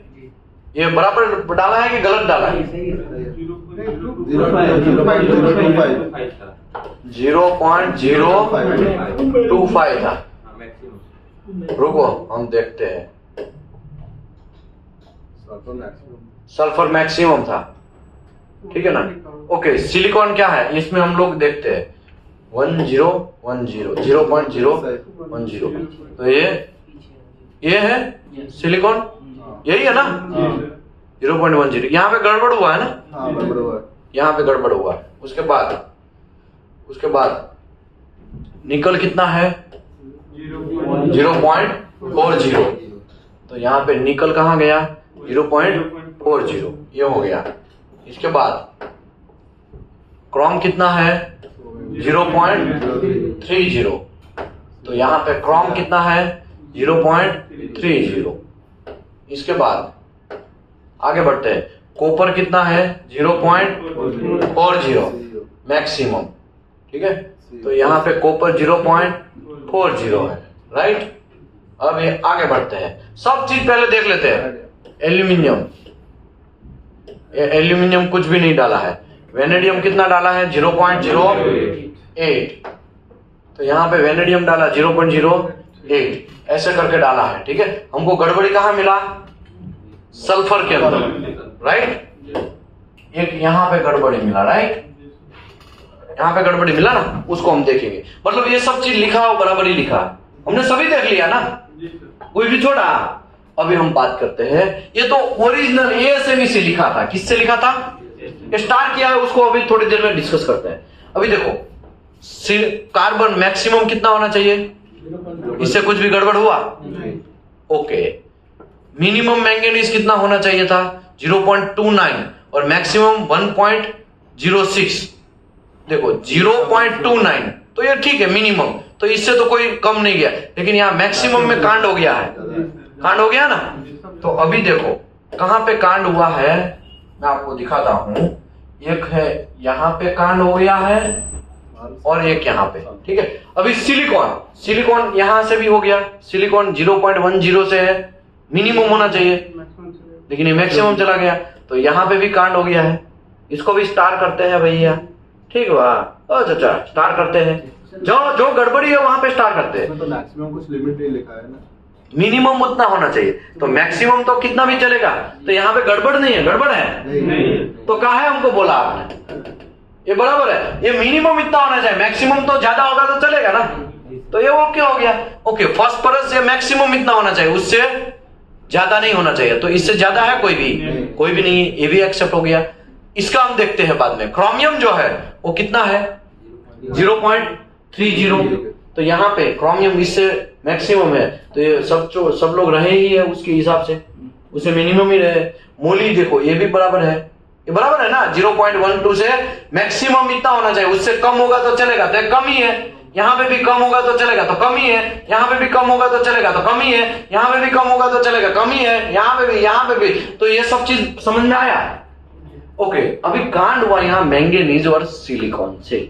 कहां पे कांड हुआ? सॉरी, ये सल्फर से है ना। ये दो जगह पे कांड हो गया। अभी हम आते हैं यहाँ पे मैंगनीज, Mn और सल्फर। किसकी बात चल रही है? Mn एंड सल्फर की। अभी मुझे ये बोलो, Mn में यहाँ पे कुछ कांड लिखा है, देखो क्या लिखा है।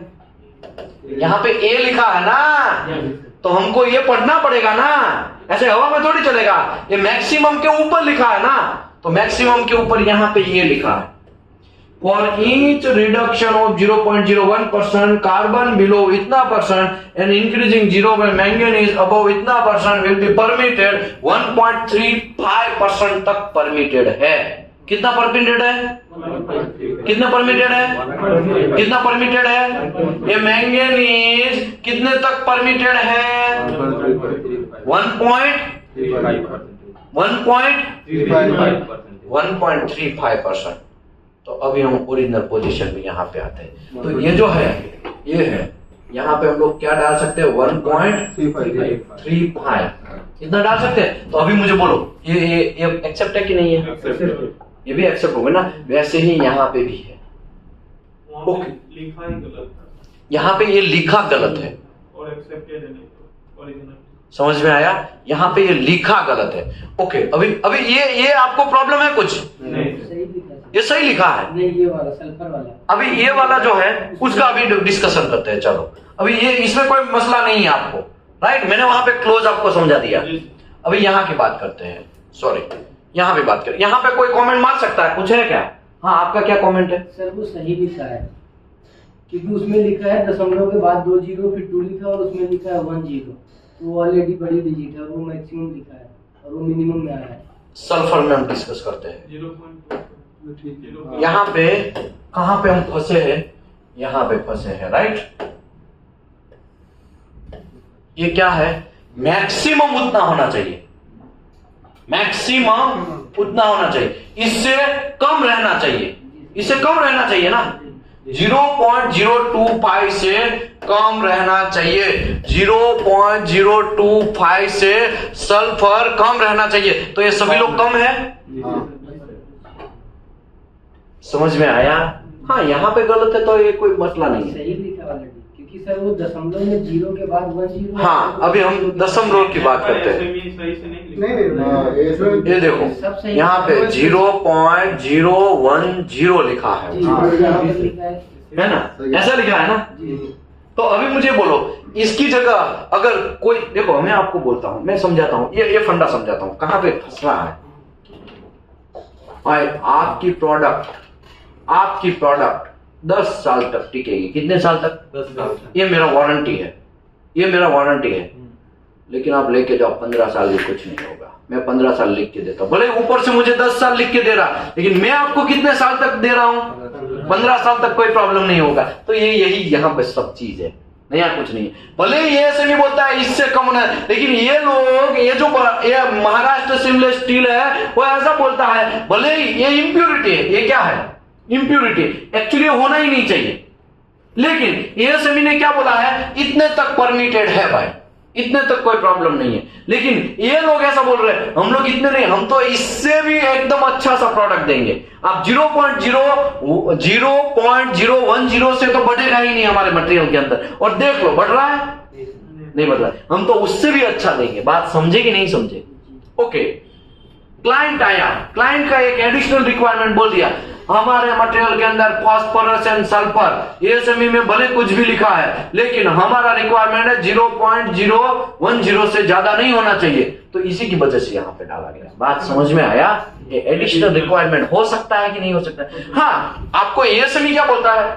ठीक है, 0.025 तक आप जाओ, कोई प्रॉब्लम नहीं है। लेकिन ये लोग क्या बोल रहे हैं? भले ही उसने हमने ज्यादा परमिशन दिया है, लेकिन हम तो फिर भी एकदम शानदार प्रोडक्ट आपको देंगे। तो ये शानदार मिला है कि नहीं मिला?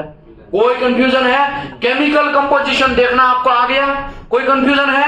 कोई कंफ्यूजन है? ओके, लोग यहां पे फंसते हैं, हमें एमटीसी रीड करना नहीं आता है। अभी मुझे ये बोलो, एमटीसी रीड करना एकदम इजी है कि नहीं है? एकदम इजी है ना, लेकिन बहुत सारे लोग डरते हैं। चलो, ये एक का फंडा क्लियर हो गया, राइट? एक का फंडा। दूसरा है स्पेशल सप्लाई एक्स्ट्रा कोई रिक्वायरमेंट। तो एक्स्ट्रा तो यहां पे कोई रिक्वायरमेंट है नहीं, तो बी का फंडा भी क्लियर हो गया। अभी सी के फंडे के ऊपर जाते हैं। क्या करते हैं? सी फंडे के ऊपर। यहां पे सीरियल नंबर है, एक नंबर, हीट नंबर है, minimum and maximum. Heat number जो है ना, यहां पे एक है। समझ लो, ये भाई साहब आपका नाम क्या है? ओ चाचा, आपका नाम क्या है? अकीब। तो इसका नाम क्यों अकीब है भाई? आपका नाम क्या है? प्रमोद। इसका नाम प्रमोद ही है भाई, इसको अकीब नहीं बोल सकते। आपका नाम क्या है? प्रसन्नजीत। प्रसन्नजीत, आपको प्रसन्नजीत ही बोल सकते। इसका मतलब ये हुआ कि कोई भी प्रोडक्ट है उसका एक हीट नंबर होगा। ये आपका जन्म हुआ होगा इसका, तभी से इसका नाम रखा होगा ना प्रसन्नजीत, ऐसा जन्म के साथ रखा होगा ना। ये भाई साहब का नाम क्या है? प्रमोद। आपका भाई ओडिशा वाले भाई साहब, आपका नाम क्या है? चंदन। चंदन। झारखंड वाले कहाँ है? आपका नाम क्या है? वसीम। झारखंड है ना? झारखंड ही है ना? ओके, महाराष्ट्र वाले कहाँ गए? ब्रजेश। ब्रजेश, देखो इसका नाम ब्रजेश है। आपका? कुलदीप। आपका यूपी है ना कि महाराष्ट्र? नहीं, यूपी प्रतापगढ़। यूपी प्रतापगढ़। आपका नाम क्या है? संदीप। क्यों भाई आपका नाम स्पेशल रखा गया संदीप? इसका नाम प्रसन्नजीत, इसका नाम है, इसका है वो, इसका नाम वो, ऐसा क्यों? इसका मतलब जब आपका जन्म हुआ होगा तब आपके फूफा ने, मामा ने, काका, जो भी XYZ जिसने रखा होगा ना, आपकी मासी ने या आपके मदर ने, आपके फादर ने एक नाम, आइडेंटिटी दिया। तो ये जो है ना, ये प्रोडक्ट का, ये जो हमारा मटेरियल है, ये हमारा पाइप है, उसका एक ये नामकरण है। क्या है ये? नामकरण है। उसका नामकरण का भी स्टाइल होता है भैया, नामकरण का स्टाइल होता है ना। हवा में चलो इसका नाम प्रसन्नजीत रख दो, ऐसे रख दिया, कुछ दिखा गया होगा ना, कुछ देखा गया होगा, उसका राशि देखा गया होगा। इसमें यहाँ पे है ना, ये हीट नंबर है। क्या है? ये प्रोडक्ट जब बना होगा तब उसका सब कुंडली चकासा गया होगा कि कितना टेम्परेचर में ये बना है, कितना हीट में ये निकला है, कौन सा बैच नंबर से निकला है, ये सब चीज देखा जाएगा। उसके हिसाब से जितने भी लॉट उस टाइम पे निकले गए होंगे, सबका एक हीट नंबर दे दिया जाएगा। तो ये है हीट नंबर। तो हीट नंबर में कोई कंफ्यूजन नहीं है भैया, वो तो जन्मजात है। ये क्या है? जन्मजात है। समझ में आया ना? ऐसे मैकेनिकल प्रॉपर्टी है। यस, मैकेनिकल प्रॉपर्टी के हिसाब से ये सब चीज, हीट ट्रीटमेंट प्रॉपर्टी के हिसाब से डिसाइड होता है। आगे बढ़ते हैं। हीट नंबर में कोई कंफ्यूजन नहीं है। क्वांटिटी कितना है? 12 पाइप है। कितने पाइप है? 12 पाइप है। उसका MTR कितना है? 77। नेम, कौन सी कंपनी ने ये भाई साहब प्रोडक्ट को जन्म दिया है? जिंदाल स्टील सीमलेस, जो भी XYZ, JSW स्टील लिमिटेड, आप इंटरनेट में सर्च मारे, बहुत बड़ा कंपनी है, उसने ये जन्म दिया है किसके प्रोडक्ट को? ये हमको जन्म दिया। घंटा इसको भाई डाइवर्ट बस हो जाने देगा, पाइप की बात चल रही है। हाँ बोलो। एम्पियर क्या था वहाँ? मीटर। ये मजा आ गया है ना। आगे बढ़ते हैं। अभी देखो ये तमिलनाडु में बना होगा। कहां पे बना होगा? यहाँ पे लिखा है ना भैया, हमारा घर का कुछ नहीं है, ये सब चीज यहाँ पे लिखा है, वही समझा रहा हूं। ओके आगे बढ़ते हैं। यहाँ पे भी समझ में आ गया। अभी ये यहाँ पे ये फंडा अभी समझते हैं। किसका फंडा? ये जो बक्सीस ने किया है ना उसका, ये लेंथ है, ये YST लिखा है। क्या लिखा है? यील्ड स्ट्रेंथ लिखा है। क्या लिखा है? यहाँ पे इन लोगों ने लिखा है कि मिनिमम कितना होना चाहिए? 240। उससे ज्यादा होगा तो चलेगा, उससे कम होना नहीं चाहिए। किसका कम नहीं होना चाहिए यील्ड स्ट्रेंथ? पाइप का। अभी डिस्ट्रक्टिव टेस्ट की बात चल रही है। किसकी बात चल रही है? Destructive test. ये जब पाइप बना होगा तब इसका छोटा टुकड़ा लैब में गया होगा, वो लैब में ऐसा पुल आउट ऐसा करके टेस्टिंग वगैरह होगा, उसमें डिसाइड होगा कि कितना स्ट्रेंथ है उसका, कितना टेंसाइल है उसका, कितना रिडक्शन ऑफ एरिया हो रहा है। वो डिस्ट्रक्टिव टेस्ट का खेला है, हमारा खेला नहीं है, ये डिस्ट्रक्टिव टेस्ट का खेला है। खाली आप समझ लो कि क्या होता है। ये यील्ड स्ट्रेंथ लिखा है। क्या लिखा है? ये अल्टीमेट टेंसाइल स्ट्रेंथ लिखा है। क्या लिखा है? अल्टीमेट टेंसाइल, मतलब ये टेंसाइल स्ट्रेंथ है। ये जो है वो यूटीएस है। क्या है? यूटीएस। ओके, ये एलोंगेशन है, ये रिडक्शन वाला है। ये एलोंगेशन रिडक्शन कितना परसेंटेज हो रहा है वो है। तो यहाँ पे लिखा है, यहाँ पे लिखा है, सब लिखा है। भैया सही है कि गलत है हमें कैसे पता चलेगा? हमें कहाँ जाना है? ASME section 2A। ये मटेरियल ग्रेड कौन सा है? ये है। तो ऐसे क्या लिखा है? 333 ग्रेड कौन सा है? 6 से हम जाते हैं वहां पे भैया। ये केमिकल कंपोजिशन था, ये क्या था? हमारा हवा में था क्या है? अभी हम आगे बढ़ते हैं। यहाँ पे टेंसाइल रिक्वायरमेंट क्या लिखा है? ये किसका है? ऐसे 333 का। हमको किसका चेक करना है? ओ चाचा, हमको किसका चेक करना है? ग्रेड 6 का। अभी मुझे ये बोलो, यहाँ पे PSI MPa लिखा है, यहाँ पे लॉन्जिट्यूडनल ट्रांसवर्स वगैरह लिखा है। यहाँ पे क्या लिखा है? एलोंगेशन 2% 50 mm और 4 mm। तो यहाँ पे कितना लिखा है? 30 लिखा है। कितना लिखा है? 30 लिखा है। कितना लिखा है? 30 लिखा है। ये PSI और MPa कितना लिखा है? 16.5। अभी हम देख लेते हैं हमारा ओरिजिनल 30 और कितना लिखा था? 16.5। एलोंगेशन, एक मिनट, परसेंटेज ऑफ रिडक्शन है ना, परसेंटेज ऑफ रिडक्शन। तो यहाँ पे देखो कितना परसेंट वाला है वो देखना पड़ेगा आपको। यहाँ पे अगर दूसरा ही परसेंट है, देखो यहाँ पे 22% और 12%, तो 22% वाला है तो, लेकिन 22% ये 50 mm से गेजेस के लेंथ में 2 इंच के अंडर में किया होगा, तो उसके हिसाब से ओके। यहाँ पे मैं दिखाता हूं है क्या 22 एलोंगेशन। ओके, टेंसाइल वगैरह देखते हैं। टेंसाइल कहां है? ये था, कहां गया भैया? ये 13 नंबर है ना। यहाँ पे हमें किसका चेक करना है? ये भी टेंसाइल वगैरह है क्या?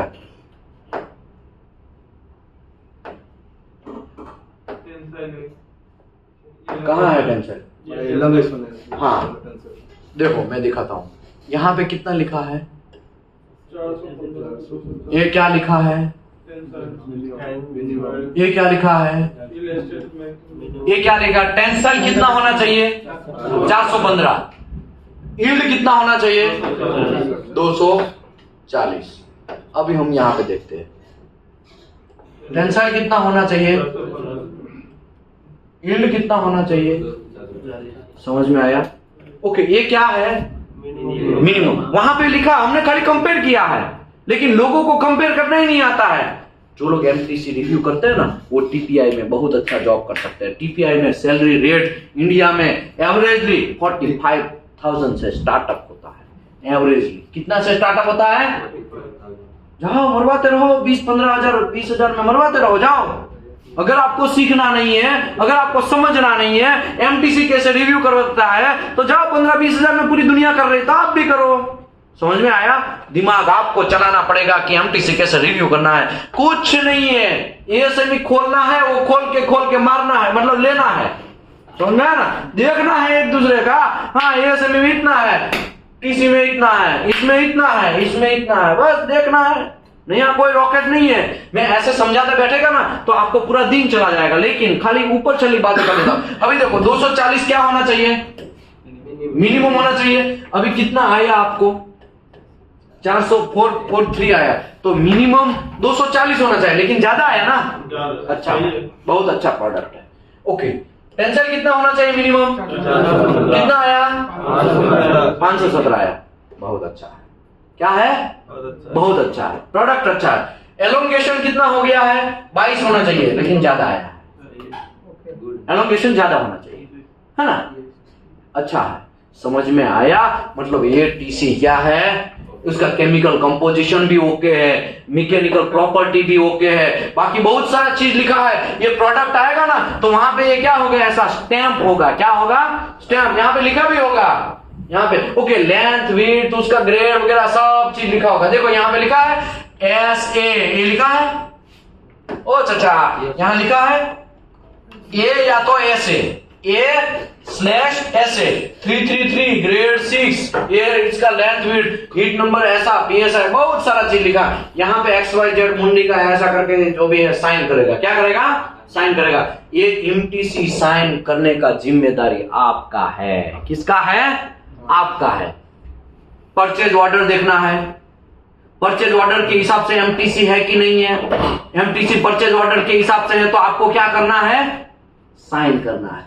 साइन आपने हवा में मार दिया और यहां पे कुछ और ही चीज है तो क्या हो जाएगा? कांड हो जाएगा, उठता घोड़ा आपके पिछवाड़े में घुस जाएगा। समझ में आया? तो आपको कभी भी गलत साइन किधर भी नहीं मार देना है। आपको केमिकल कंपोजिशन एएसएमई के हिसाब से कंपेयर करना है। आपको टेंसाइल प्रॉपर्टी, यील्ड या एलोंगेशन वगैरह सब चीज कहां से वेरीफाई करना है? एएसएमई से वेरीफाई करना है। Heat number, heat number sir कहां से वेरीफाई करेंगे? एएसएमई में तो हीट नंबर होता नहीं है, तो हीट नंबर आपका जो प्रोडक्ट है उसके ऊपर क्या होगा? पंचिंग मारा होगा, तो पंचिंग से आपको वेरीफाई करना है। आपको एमटीसी के अंदर हीट नंबर है, वही हीट नंबर वहां पे पंच है क्या, ये आपको वेरीफाई करना है। सब चीज आपने चेक कर लिया, स्टैम्प वैम्प सब ओके है, परचेज ऑर्डर भी बराबर है, ड्राइंग के हिसाब से सब चीज है, तो आपको ऐसा रिव्यू करके, ऐसा करके XYZ डेट वगैरह, आज कौन सा डेट है? 27 नवंबर 2023, ऐसा करके साइन मार के आपका काम हो गया। और ये क्या साइन किया आपने? किसको साइन किया आपने? टेस्ट सर्टिफिकेट साइन किया भैया। आपने क्या साइन किया? टेस्ट सर्टिफिकेट साइन किया। पीओ तो साइन करना नहीं है, पीओ में तो होता नहीं, वो तो आपके बॉस ने, सीईओ ने साइन किया, तो आप कौन साइन करने वाले? वो तो साइन ही है ऑलरेडी। ओके, अभी हम ओरिजिनल पोजीशन में आ जाते हैं। कहां पे थे भैया हम लोग कहां थे? यहां पे थे ना। देखो आप जीआर, अभी ये पहला ही पेज चल रहा है, ये मटेरियल रिसीविंग कैसे करेंगे ना, वो मैं आपको शानदार तरीके से समझाने का कोशिश कर रहा हूं। सबसे पहले जीआरएन आएगा आपके पास में, जीआरएन आने के बाद क्या होगा आपके पास? परचेज ऑर्डर होगा, ऑलरेडी साइन होगा। उसके बाद टेस्ट सर्टिफिकेट आपको साइन करना है, आपने साइन। अभी टेस्ट सर्टिफिकेट कैसे रिव्यू करना है वो पता चल गया कि नहीं चला? एक एग्जांपल देके भैया बताया भैया, अभी भूल जाओगे तो आपको ढक्कन में पानी लेना चाहिए। ओके, इसके बाद एडिशनल कोई रिक्वायरमेंट है वो भी आपको क्या करना है? साइन वगैरह, स्टैम्प वगैरह जरूरत है तो करना है। उसके बाद डायमेंशन रिपोर्ट आपको आपका बनाना है कि हाँ हमने लेंथ इतना चेक किया। ओके, ये सब डॉक्यूमेंट्री कार्यवाही हुआ। क्या हुआ? डॉक्यूमेंट्री कार्यवाही। अभी आपको जॉब पे और साइट पे जो आप खड़े हैं वहां पे आपके सामने फिजिकल प्रोडक्ट होगा, उसका लेंथ, वेट, साइज, वो सब चीज चेक करना पड़ेगा। समझ लो आपको 10 mm का प्लेट आना चाहिए था, लेकिन 8 mm का घुसेड़ देंगे तो ऐसा हो सकता है ना। एमटीसी भी बराबर है, सब चीज बराबर है, एमटीसी में भी 10 mm लिखा है, कागजी कार्यवाही सब ओके है, लेकिन ग्राउंड पे तो कुछ है ही नहीं। ऐसा चलेगा कि नहीं चलेगा? ऐसा हो सकता है कि नहीं हो सकता है? डेफिनेटली ऐसा हो सकता है भैया। तो आपको गलती करना नहीं है, दिमाग आपका तेज होना चाहिए, तुरंत पकड़ लेना है। 10 mm थिकनेस चाहिए था तो हमको 8 पकड़ा रहा है, कैसे चलेगा? एमटीसी में भी तो 10 दिखा रहा है और यहाँ पे तो कितना mm है? 8 mm तो दिखा रहा है फिजिकली, तो भी चलेगा नहीं। ओके, मटेरियल डैमेज नहीं होना चाहिए, ये सब चीज आएगा तो मैं समझाता हूँ। Review the test certificate purchase order, क्या लिखा है यहाँ पे? चाचा क्या लिखा है? रिव्यू, क्या रिव्यू करना है? टेस्ट सर्टिफिकेट रिव्यू करना है, किसके हिसाब से? As per purchase order and receive drawing के हिसाब से एंड मटेरियल नोट के एक्स्ट्रा रिक्वायरमेंट के हिसाब से। दूसरी बात, आपको दूसरा चीज रिव्यू करना है कि स्टैंप मारा हुआ है कि नहीं मारा हुआ है, प्रोडक्ट के ऊपर स्टैम्प मारा हुआ है कि नहीं मारा है, वो आपको चेक करना है। ओ भाई साहब, समझ में आया? ओके, ये बात समझ में आएगा। फिर क्या लिखा है? 100% verification of marking on plate या पाइप या गास्केट या फ्लैंज जो भी है, 100% आप मार्किंग चेक करेंगे भैया, है ना? सब चीज है ना? अलीबाबा तो नहीं घुसा दिया गया ना, चाइनीज का माल जिंदल स्टील से नहीं लिया है लेकिन चाइना से लिया है, लेकिन स्टैम्प जिंदल स्टील का मार के नहीं घुसा दिया है ना? समझ में आया? बहुत सारा चीज आपको दिमाग तेज रख के काम करना पड़ेगा। आपको गलती माफ ही नहीं है, अब तो पुलिस वाला गलती माफ हो सकता है? ओ चाचा, ओडिशा वाले भाई साहब, पुलिस वाले को गलती माफ है क्या? नहीं माफ है, आपको गलती माफ नहीं है। आगे बढ़ते हैं। तो फॉलोइंग शेल बी चेक्ड, आपको मटेरियल का साइज फिजिकली चेक करना है। मटेरियल का स्पेसिफिकेशन अभी हमने एक एग्जांपल लिया, क्या लिखा था? ऐसे 333 ग्रेड 6, ये मटेरियल। हीट नंबर चेक करना है आपको, मैंने समझाया हीट नंबर क्या है, कैसा आता है। बच्चा पैदा होता है तब कैसे नामकरण कर दिया जाता है, वैसा ही मटेरियल जब पैदा होता है तब कौन से हीट से गुजरा है, उसका बैच नंबर, ये सब चीज डाला जाता है, बैच नंबर वगैरह होता है। ओके, मैन्युफैक्चरर नेम, कि किसने बनाया है, ये किसने बनाया है? जिंदाल स्टील ने बनाया है या कोई XYZ कंपनी ने बनाया है? किसने बनाया? उसका क्या होगा? नंबरिंग सिस्टम होगा। मैं समझाता हूं, दिखाता हूं। ट्रेडमार्क्स होगा, समझाता हूं, दिखाता हूं। ठीक बात, देखिए भैया, ये भाई साहब क्या कर रहा है पता है? ये चिन्ह चेक कर रहा है। देखो, इसको भी 10 mm मिला है, देखा? ये तो एक एग्जांपल के लिए साथ में हम डिस्कस कर रहे थे। ये कौन सी कंपनी ने बनाया है? कितने लोगों ने AMS में काम किया है? हाथ ऊपर करो। ये किसका? ये हमारा स्टैंप है, हमने हाथ से मारा है क्या? नहीं सर, ये कंपनी का स्टैंप है ना। देखो, सर ने वहां पे काम किया, हाथ ऊपर करिए। वहां पे काम किया है। कितने साल का एक्सपीरियंस है आपको? 15 दिन का। सर अभी मेरा उधर भी जाना है मुझे। अभी आपका वहां सिलेक्शन हुआ है। Good good good, best of luck आपको। देखो, ये ओरिजिनल स्टैंप है। ये ओरिजिनल स्टैंप किसको चेक करना है? आपका ड्यूटी है, आपको चेक करना है। ये ओरिजिनल स्टैंप आपको चेक करना है, क्योंकि आप QAQC इंस्पेक्टर है। क्या है? QAQC इंस्पेक्टर है, आपका ड्यूटी है। ये मैं आपको ड्यूटी धीरे धीरे, अभी तो मटेरियल रिसीव्ड हो रहा है, धीरे धीरे तो मटेरियल पैकिंग होगा ना, वहां तक मैं आपको लेके जाएगा। आज नहीं, धीरे धीरे मैं आपको मटेरियल का पैकिंग कैसे होता है ना, वहां तक एकदम डेप्थ तक लेके जाएगा, तब जाके आप प्रॉपर QAQC इंस्पेक्टर बन सकते हैं। ओके, यहाँ पे ये दिख रहा है ओरिजिनल मार्किंग स्टैंप और ट्रेडमार्क्स। ये देखो, इसका ये देखा आपने, ट्रेडमार्क्स वगैरह सब चीज है, वो सब चीज का पहले से ही है, तो भूलने का नहीं है भाई। हमका नहीं पता है, हमका विशाल भाई ने नहीं सिखाया। रिसिप्ट QC में क्या करना है, इंटरव्यू पूछेगा, हमको नहीं पता है साहब, तो तुरंत आपके दिमाग से निकलना चाहिए। GRN चेक करना है, परचेज ऑर्डर चेक करना है, टेस्ट सर्टिफिकेट चेक करना है, ड्राइंग वगैरह के हिसाब से सब चीजें है कि बराबर है, वो चेक करना है, डायमेंशन रिपोर्ट बनाना है, हो गया रिसीव्ड इंस्पेक्शन। नया क्या रॉकेट है ना? दूसरी बात, थर्ड पार्टी को इंस्पेक्शन करवाना है कि नहीं करवाना है, वो आपको ITP में चेक करना है कि आपने तो रिसीविंग इंस्पेक्शन कर लिया, लेकिन थर्ड पार्टी को भी रिसीविंग इंस्पेक्शन करवाना था कि नहीं करवाना था। उसके लिए इंस्पेक्शन टेस्ट प्लान होता है, ITP, उसको QAP भी बोलते हैं, क्वालिटी इंश्योरेंस प्लान। वो मैं आपको एकदम डेप्थ में समझाएगा QAP ITP क्या है वो, ठीक है? कुछ टाइम के बाद, 2-3 दिन 4 दिन के बाद समझाएगा। QAP के हिसाब से आपको थर्ड पार्टी स्टैंप है कि नहीं है वो चेक करना है, प्रोजेक्ट नंबर और पोजीशन वगैरह सब चीज है कि नहीं है बराबर, वो आपको देखना है। ये सब देखने के बाद फिर 100% डायमेंशन मेजरमेंट करना है। क्या करना है? 100% डायमेंशन मेजर। आपको लेंथ, प्लेट का लेंथ चेक करना है, प्लेट का क्या चेक करना है, विड्थ, प्लेट का डायगोनल चेक करना है, और प्लेट का क्या चेक करना है, थिकनेस। अगर आपका फ्लैंज है तो हॉल का डाया चेक करना है, ये जो फ्लैंज है ना, हॉल का डाया चेक करना है, थिकनेस चेक करना है, उसका ग्रेडिंग वगैरह चेक करना है, उसका क्लासिफिकेशन बराबर है कि नहीं चेक करना है, ये हब चेक करना है, इसके अंदर आईडी कितना है था वो सब चीज चेक करना है। तो बहुत सारा चीज ऐसे चेक किया जाता है। अगर ये एल्बो है तो एल्बो का आईडी ओडी लेआउट के ऊपर रख के, अगर ये फ्लैंज है, सॉरी ये गास्केट है, तो गास्केट का भी सभी चीज आपको चेक करना है। बात समझ में आया? ओडी आईडी अंदर का कितना ये है, वो सब चीज सरेशन है, वो सब चीज आपको चेक करना है। फिजिकली चेक हो गया। Surface quality of plate, surface quality कैसे चेक करेंगे? तो plate shall be good quality. समझ लो प्लेट एक रिसीव्ड हुआ, आपको किसने बुलाया? कौन? पहले तो आपको ऑफर कौन करेगा? कोई भूल गया? सब लोग भूल गए? कौन? अबे इतने सारे लोग हैं यार, आवाज तो हमरे तक भी नहीं पहुंच रहा है। कौन आपको ऑफर करेगा? स्टोर कीपर, या तो स्टोर सुपरवाइजर, या स्टोर इंजीनियर, या स्टोर कोऑर्डिनेटर, है ना? स्टोर वाला कौन ऑफर करेगा? स्टोर वाला। कौन ऑफर करेगा? समझ में आया? ये आपको फोन करेगा, सर हमारा प्लेट आ चुका है भैया, आ जाओ। तो आपको पहला तो यहां से ही तैयार हो जाना है दिमाग में। आपको जीआरएन है? नहीं है सर। लोडू कहा है ऑफर की? पहले जीआरएन पे इकट्ठा कर, बाद में हमको कॉल कर। समझे? सर जीआरएन है, परचेज ऑर्डर है? नहीं है सर। कहा कौन किया? पहले एमटीसी आया है? टीसी आया है? टीसी नहीं सर, टीसी नहीं आया, बाद में भेजेगा ऐसा बोला। तब बाद में तुम ऑफर कर, जब आएगा ना तब ऑफर कर। समझ में आया? ये आपका दिमाग अभी चलना चाहिए। रिसीविंग इंस्पेक्शन में आपको कोई गलती होगा ना तो आपको ढक्कन में पानी लेकर डूब के मरना चाहिए, उसमें गड़बड़ी नहीं होना चाहिए भैया, नहीं होना चाहिए।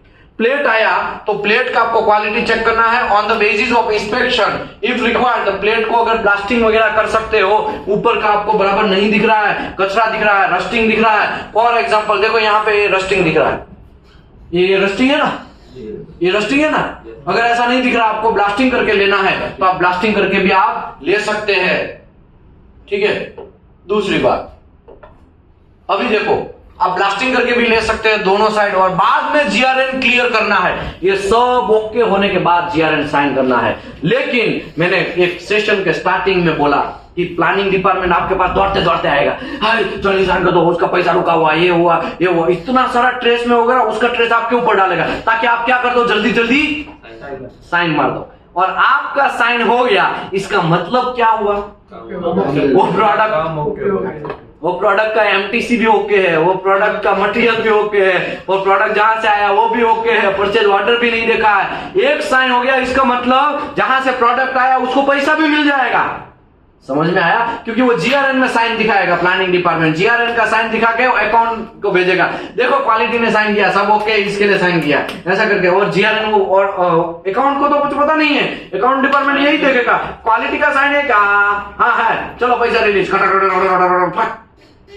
सीधा पैसा रिलीज। समझ में आया ना? और आप ठहरे फ्रेशर। कैसे ठहरे? फ्रेशर। और वहां पे परचेज डिपार्टमेंट या तो फिर प्लानिंग डिपार्टमेंट का हेड आपके पास आएगा और आपके से साइन करवाएगा, जल्दी साइन करो, ए विशाल ये जल्दी साइन करो, ये मुत्तु स्वामी जल्दी साइन करो। और आप क्या सोचेंगे? प्लानिंग हेड वाला हमारे पास है। रोड तुमको उठा बना के गया, वो क्या बना के गया? चोटली बना के गया। चोटली समझ में आ रहा है ना? चोटली मतलब बेवकूफ। हाँ, ऐसा वर्ड यूज नहीं कर सकता है।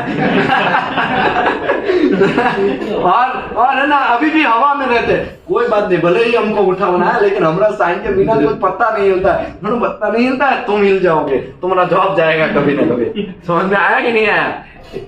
समझ में आया? और आप है ना फ्रेशर होके गलतियां कहाँ करते हैं? तुरंत प्लानिंग हेड बोलता है तब तो साइन कर ही देना पड़ेगा, वरना हमको डांटेगा, हमको कुछ बोलेगा, हमको कुछ कांड करेगा, हमारा जॉब खाएगा। नहीं साइन करोगे ना तभी बेस्ट है। पहले प्रोडक्ट दिखाओ भाई, बिना प्रोडक्ट दिखे घंटा हम किधर भी साइन नहीं मारेगा। जिसको बोलना है बोलो, जाओ। वो कहां पे कर आपका ये नया इंजीनियर आया है ना मुत्तु स्वामी, वो साइन नहीं कर रहा है, आपके क्वालिटी हेड को बात करेगा, क्वालिटी हेड आपको कॉल करेगा, क्या रे कुछ नहीं है, सब ओके है, साइन मार दे। वैसी कंपनी में रुकने का नहीं। बुलाती है ऐसी कंपनियां, लेकिन वहां पे जाने का नहीं। तुरंत सुमड़ी से बात पकड़ने का, दूसरी कंपनी में जंप ले लेने का, वैसी कंपनी में रुकने का नहीं। क्योंकि क्वालिटी हेड ही आपको सपोर्ट नहीं करता है तो आप क्या घंटा क्वालिटी लेके आओगे?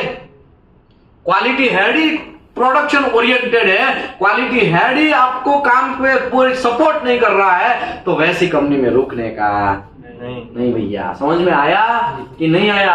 ये बात पहले किसी को पता थी? आपको पता थी ये बात? आपको पता थी ये बात? मैंने ये ओडिशा वाले को जानबूझ के बोला कि भाई QA/QC का कोर्स करो। ये QA/QC के कोर्स में आपको बहुत इंफॉर्मेशन मिलेगा। आपका दिल है ना एकदम शानदार हो जाएगा। आपका जो दिमाग है, आपकी आंख है, अभी तो दूसरा दिन का आधा दिन हुआ है, 1.5 दिन हुआ। कितना दिन हुआ है? और आज मैंने खाली बैटिंग स्टार्ट किया है। अभी मैंने क्या डिफेंस कल मैंने थोड़ा डिफेंस किया था। अभी तो धीरे धीरे मैं कभी कभी 2-3 बॉल में क्या कर रहा हूँ, 4 या 6 मार रहा हूँ। जैसे कल 2020 हुआ ना ऑस्ट्रेलिया के साथ, कह के लिया है ना, कह के लिया कि नहीं? कितना रन मारा? 235 रन। उसमें भी हमारा रिंकू सिंह दबाक है। आता है इतना, ऐसा लगेगा अरे यार ये क्या मार सकता है, लेकिन ऐसा टुड़क करेगा तो 4-6 पता नहीं है क्या करता है। और खड़े खड़े दौड़ता भी नहीं है ना, खड़े खड़े ऐसा, और हिलता भी नहीं है, वो हिलता भी नहीं है ना, खड़े खड़े मारता है। कितने बॉल में कितना रन किया उसने? 9 बॉल में 9 बॉल में 31-34 ऐसा कुछ रन मारा, 31 रन मारा। अब सोचो 9 बॉल में मारना, इसका मतलब क्या हुआ? उसने तो दिनेश कार्तिक का भी रिकॉर्ड तोड़ दिया है ना। दिनेश कार्तिक एक सीरीज जीता के आए थे वो बांग्लादेश के साथ, याद है कि नहीं है? एशिया कप वाला, उसका भी देखो। अरे इतना जोरदार खेला। तो यहाँ पे आपको खेलना है। क्वालिटी डिपार्टमेंट है ना, उसको कोई बेवकूफ बनाने जाना नहीं चाहिए, याद रखने का। आगे बढ़ते हैं। अगर surface quality as per ASME section 2A ऐसे 20 के हिसाब से चेक करना है तो चेक कर लेना है। No welding is permitted on surface. Surface के ऊपर कोई वेल्डिंग परमिटेड नहीं है। कभी कभी क्या होता है, फ्लैंज आया है, यहाँ पे डैमेज हो गया तो मुत्तु स्वामी क्या करता है पता है? यहाँ पे टैग मार देता है, GTAW से थोड़ा बटरिंग कर देता है। अलाउड नहीं है कुछ भी रॉ मटेरियल के ऊपर, ऐसा अलाउड नहीं है। अगर आपको करना है तो क्लाइंट का आपको पहले तो परमिशन लेना पड़ेगा, तब जाके करना पड़ेगा। लेकिन हमारे इंडिया में क्या कहानी होता है, मैं बोलता हूं, तू वहां पे खड़ा रहे, तू थोड़ा आगे खड़ा रहे, वो क्वालिटी वाला आएगा ना तुरंत बोल देने का, इशारा कर देने का, मार कोई नहीं आ रहा, मार तू। वेल्डर को क्या बोलेगा? मार। यहाँ पे वेल्डर होगा और वेल्डर है ना ऐसा देखेगा, सर मारो क्या, मार।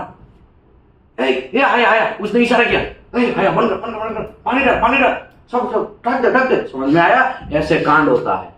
आप ये सब चीज देखा नहीं है, हमने ये सब चीज देखा है ना आपने। क्वालिटी कॉम्प्रोमाइज होता है, बहुत सारी जगह क्वालिटी कॉम्प्रोमाइज होता है। सीनियर खुद बोलता है जाने दो यार, जाने दो, ऐसा ना।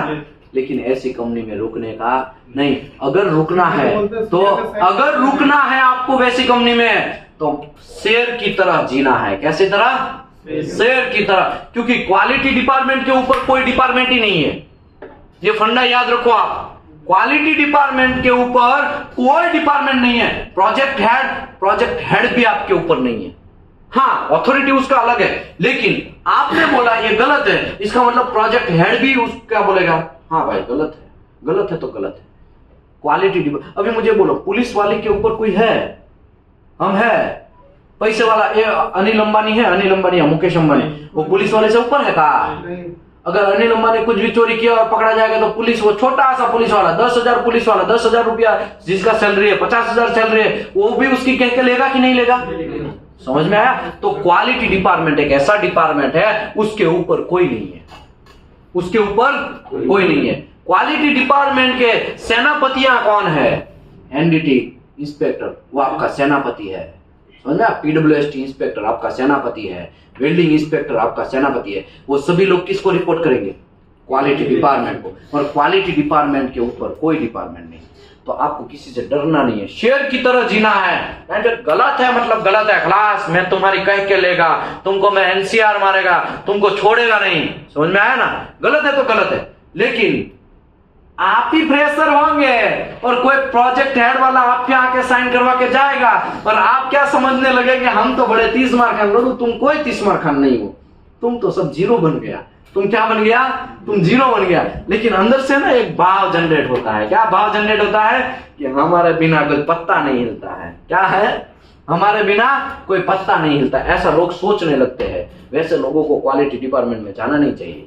समझ में? उसको दूसरा कोई डिपार्टमेंट पकड़ लो भैया। आगे बढ़ते हैं। If required the fulfil the market discrepancy report. आपको इसमें कुछ गलत लगा है तो आप ब्रह्मास्त्र चलाओ। और ये ब्रह्मास्त्र ऐसा होता है कि किसी को भी लगता है, ये किसी की जॉब भी खा सकता है। आपके पास एक हथियार ऐसा है, इसके लिए पूरी दुनिया आपसे डरती है और वो हथियार का नाम है NCR। लेकिन इंडिया में प्रॉब्लम यह है कि NCR का महत्व लोग, तुम मार, हमको कोई फर्क नहीं पड़ता क्योंकि प्रोजेक्ट हेड है ना, वो हमारा सपोर्टर, हमारा रिलेटिव है, तुम मार। समझ में आया ना? हमारा रिलेटिव है, वो हमको बचा लेगा। ऐसा लोग ऐसा सोचने लगते हैं। लेकिन आपको इसका वैल्यू है, उसकी अहमियत मैं आपको कुछ टाइम के बाद समझाएगा। तो आशा करता हूं ये आपको MCR है, material clearance record. Material clearance record जैसे ही हो गया, आपका आइडेंटिफिकेशन हो गया, तो मटेरियल को आगे GRN आपको क्या कर देना है? क्लियर कर देना। क्या करना है? फिर से मैं पढ़ लेता हूं ताकि कोई कंफ्यूजन ना हो। Based on inspection carried out, reject and accept the plate preparation, incoming material inspection report and clear the goods received not। तब जाके आपको GRN क्लियर करना है और साइन करना है, ये सब चीज ओके होने के बाद। लेकिन आप पहले ही टेबल के बैठे बैठे बहुत सारे GRN साइन मार दोगे तो समझ लेना है आप कितना गलती कर रहे हो। GRN ओके हो गया, इसके बाद आपको फर्दर प्रोसेस के लिए मटेरियल को आगे बढ़ाना है। फर्दर प्रोसेस हम लंच के बाद समझने वाले हैं कि आगे का प्रोसेस क्या होने वाला है। ये यहां तक हम समझते हैं। ओके, ये देखो, ये बहुत सारे मटेरियल है। ये भाई साहब क्या कर रहा है? ठीक नहीं चेक कर रहा है। ये यहाँ पे ये सब क्या है? ये ओरिजिनल मार्किंग है। क्या है ये? Original marking. यहाँ पे देखो हाइड्रा चला हुआ है, देखा आपने? हाइड्रा का ये पैर है, देखा आपने? ये हाइड्रा चला हुआ है। ऐसे कंपनी में रुकने का नहीं। जब प्लेट के ऊपर हाइड्रा चलता है मतलब वहां पे मटेरियल हैंडलिंग सब कैसा है? एकदम पुअर है। कैसा है? एकदम पुअर है। वैसी कंपनी में अगर आपको टिकना है तो शेर की तरह टिकना है। अगर आपको रुकना, आपको ऐसा लगेगा नहीं मैं सुधार देगा, आपके पास नॉलेज है, तो आपको शेर की तरह काम करना है। और जिसने भी हाइड्रा चलाया ना, उसकी आपको क्या करना है? कह के लेना है। समझ में आया? क्योंकि आपके ऊपर तो कोई दुनिया है ही नहीं। इंडस्ट्री के अंदर क्वालिटी डिपार्टमेंट के ऊपर तो कोई है ही नहीं। मैं आपको कितनी बार समझाया है, बात समझे कि नहीं समझे? ओके, यहाँ पे देखो ये भाई साहब, ये है ना, ये यहाँ पे ये सब क्या है? ये स्टैंपिंग है, थर्ड पार्टी का स्टैंप है। क्या है? थर्ड पार्टी का स्टैंप है। देखो ये सब हो गया, ये स्टेनलेस स्टील का हो गया। तो यहाँ पे ये चैप्टर क्लोज होता है। Thank you very much. मैं आशा करता हूं आपको ये बात समझ में आया होगा। आपको रिसीविंग इंस्पेक्शन जो था वो एक प्लेट का मैंने रिसीविंग इंस्पेक्शन भी किया। तो एकदम सिंपल चैप्टर है भैया, इसमें कोई कंफ्यूजन है? किसी को कोई डाउट है?